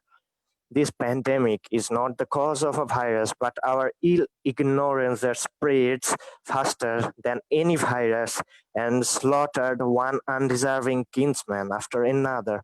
We should rather let chances work it out instead of letting our ill will, that is, our personal ego, blunt us as Lady Macbeth and let it take us over. And it is that voice of our ego and personal selfishness and narrow-mindedness and longing for what may chances given time work out itself, and if unheeded it may lead to dire catastrophe and consequences, and it is only up to us, because all of us, each and every one of us, from the richest man to the poorest labor, have the one thing that makes up all, and that thing, ma'am, I find it to be our free will. And now it depends on us, on every individual, on whether our free will is termed to be foul by the masses or to be termed as fair. Ma'am, we all wear various kinds of masks, and now it depends on us whether we wear that of a tyrant or that of a saint for the greater good, ma'am. And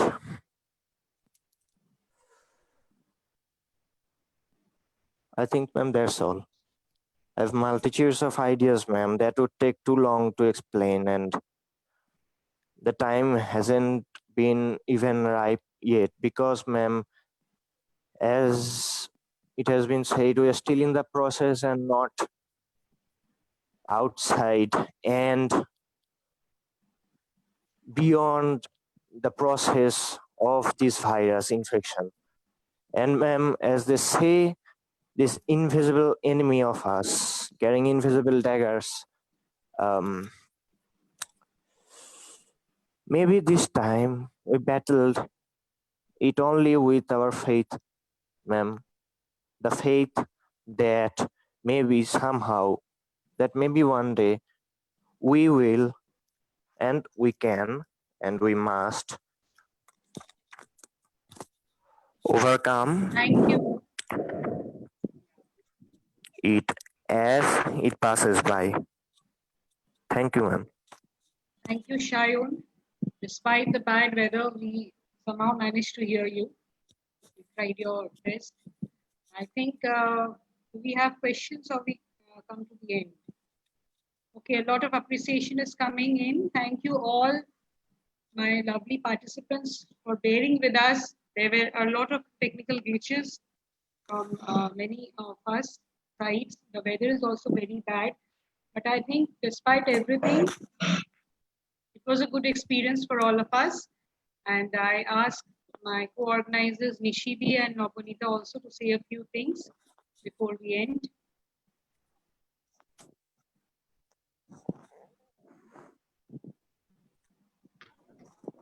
I must thank Nobunita and Nishibi from my bottom of my heart.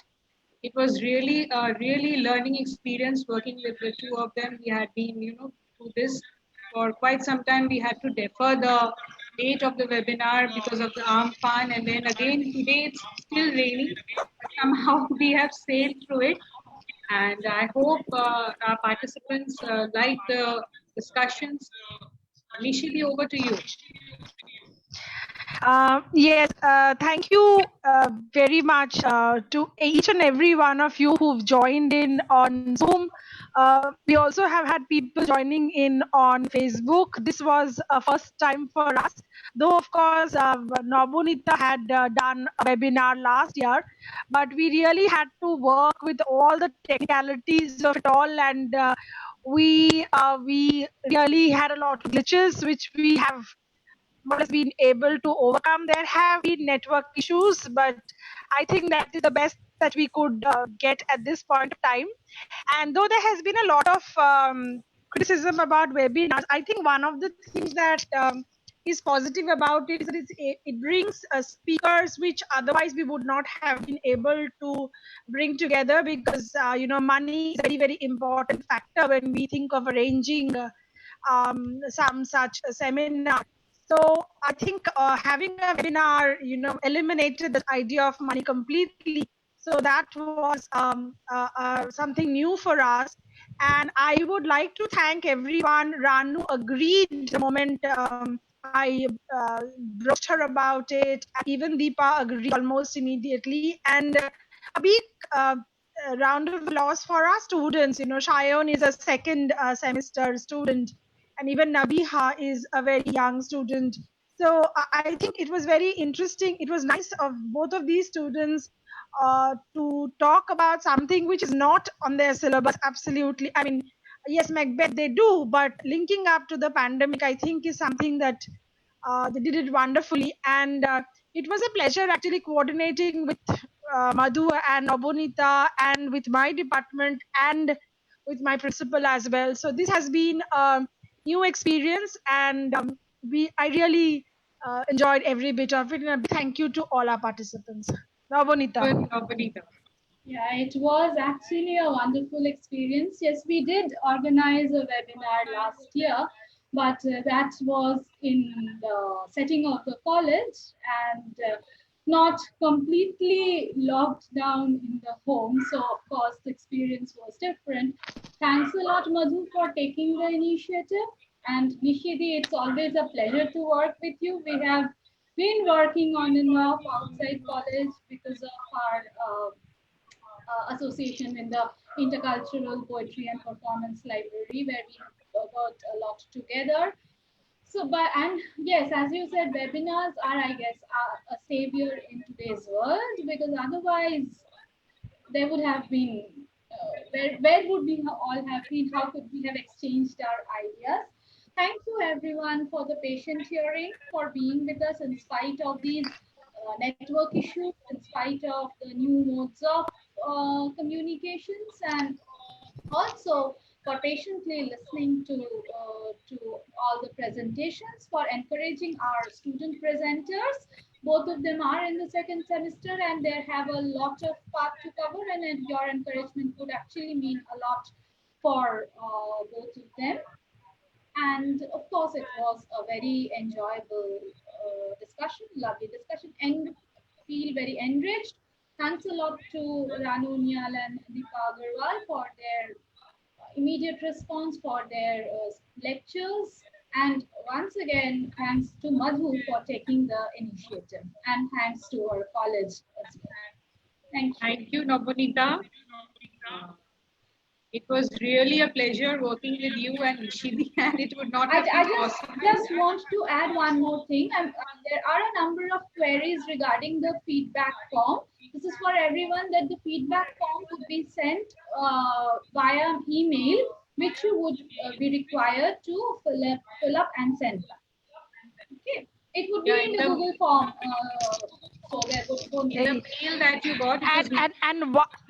Once you send the feedback form, we'll mail the certificate to you. Yeah, but we take 15 days in time for that because it requires a lot of work. Organizing a webinar is just not a piece of cake, and you have seen it today.